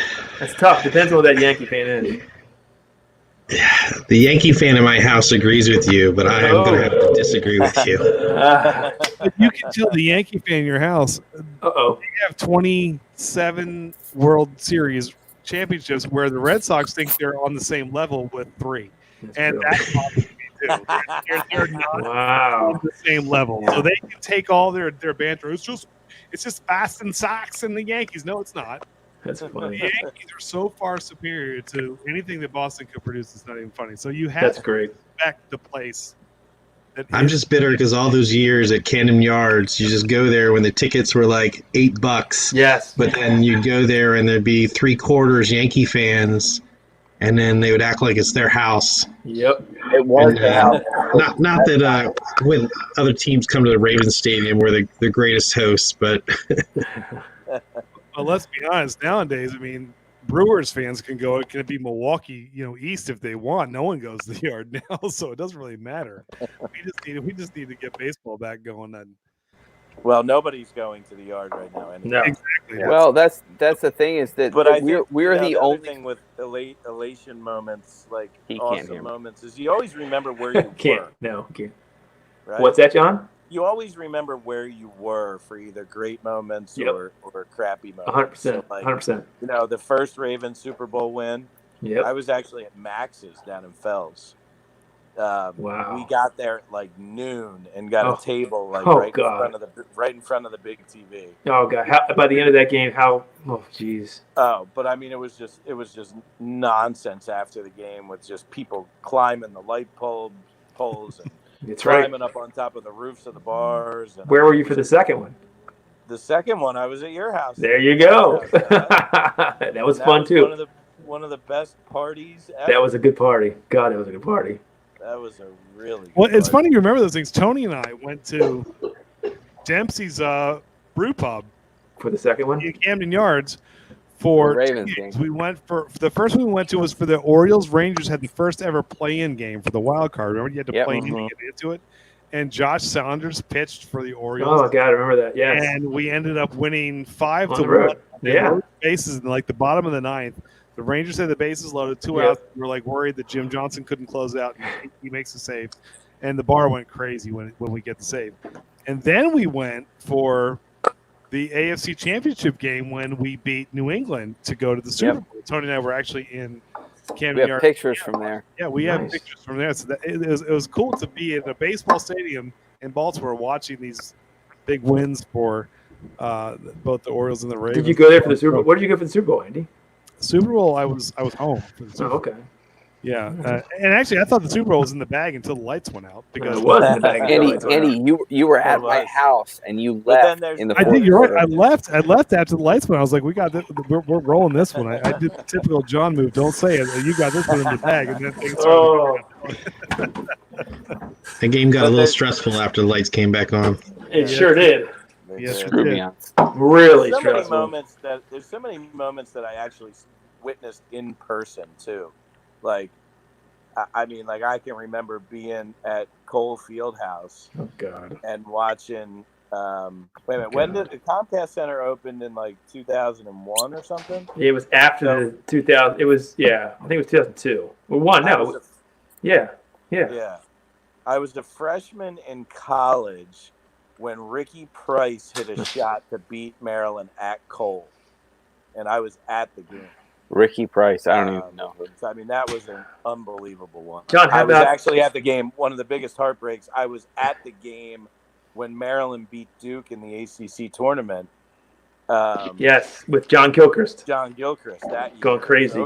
Overtime game, right? Yes. Yeah, they went on to win the ACC tournament then. You haven't picked up on this yet. John is from Maryland, but he's a Duke fan. We are friends. We don't know what happened or where things went wrong in his upbringing, but he's a Duke fan. Always has been. So, a funny story, John. We talked about this earlier. So me and Todd and John and a buddy of ours were BP. Were at his place in Reisterstown for the Gone in 60 Seconds game. If you remember that. And literally, John's the only Duke fan. The rest of us are Maryland fans. And my buddies goes, "Oh well, this game's over. We're beating Duke. This is fantastic. We're drinking and partying tonight." Todd and I looked at each other and said, "Dumbass! Oh, don't say that. Don't say that." There's just something about the power of jinxing mentally that just in sports it happens. And next thing you know, Duke pulls off this miracle. John's going crazy. I don't know what he drank that night, but it got better after it was done because he was in heaven. And Todd and I were just like, I don't know how we're getting home, but we're going home. This is the worst night. No, but you left out the best part. The best part of that story is the fact that Brent was relentless during the second half of that game. He was saying stuff to me that you wouldn't say to your worst enemy. He was all over me. And I just sat there and took it. I took everything that he gave me and just sat there. And basically, I mean, at some point, I think he was going to make me cry. And, like, I'm sitting there and I just kept taking it. And then at that last minute when that all started happening, it was like, all right, Brent, you're going to get yours here. So thanks a lot, Brent. You ruined everything for everyone. So let it be known on record that we would have won that game if it weren't for a guy named Brent in Reisterstown who ruined that infamous moment. John, how about the 2003 first round matchup between Maryland and UNC Wilmington in Nashville that we were at? Yeah, with Drew Nicholas hits the. Me and John used to go to the. I used to go with John. John, you still kind of go to a first round, NCAA tournament. You guys were at that game? We were at that game. Oh, I didn't know that. And so we plan our whole trip. We just picked the city and we get the tickets and we don't know who's going to play there. And Maryland, my team, was actually coming. And it's the first round game. We were like number 4 seed versus 13. And it's back and forth the other way. And UNC Wilmington goes up by, I think, 2 with, 4.5 seconds left? And I'm sitting here, my whole weekend's crushed. It's the first night we get there. I'm like, I can't do anything the rest of the weekend. Maryland's lost. I can't believe I'm going to see this. It's an upset. I just can't do it. And Drew Nicholas hits that shot, and the rest is history. Yeah, I mean, that was one of those moments for me that was like, I'm not really rooting against Maryland. They were an ACC team at the time. So I always kind of, in the early rounds, rooted for ACC teams. Plus, I didn't want it to ruin Todd's weekend because Todd's worse than me. Or back then he was. I was worse than me if Maryland would lose than I was if Duke would lose. But I got John's one. Go ahead. I was going to say, John does not want to stay in the same hotel room for the rest of the weekend. Right. But I got one more moment that was just probably one of the coolest moments. It had nothing to do with any team that I root for or anything. And I went to the Ravens-Bears game in Chicago. Oh, yeah. With Leo, right? It was me and Leo and his buddy BC, and then everybody's favorite, Root.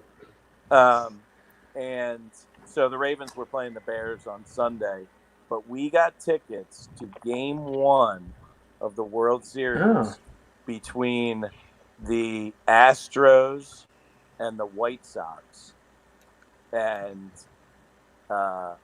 this is when the Astros were still in the National League, yeah. National League, and Clemens pitched Game 1. Cool. Wow. And that was just one of the coolest experiences to go to. Like, when you go to a game that's like you have a stake in it from a fan's perspective. Nervous, You're nervous, and it's just like you feel like you're gonna puke, especially something as high stakes as a World Series game.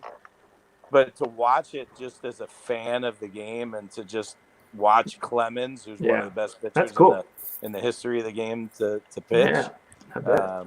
That was one of the coolest experiences. Yeah, I think the Ravens lost that game on Sunday, didn't they? They lost the next day. Yeah, I think you're right. Yeah.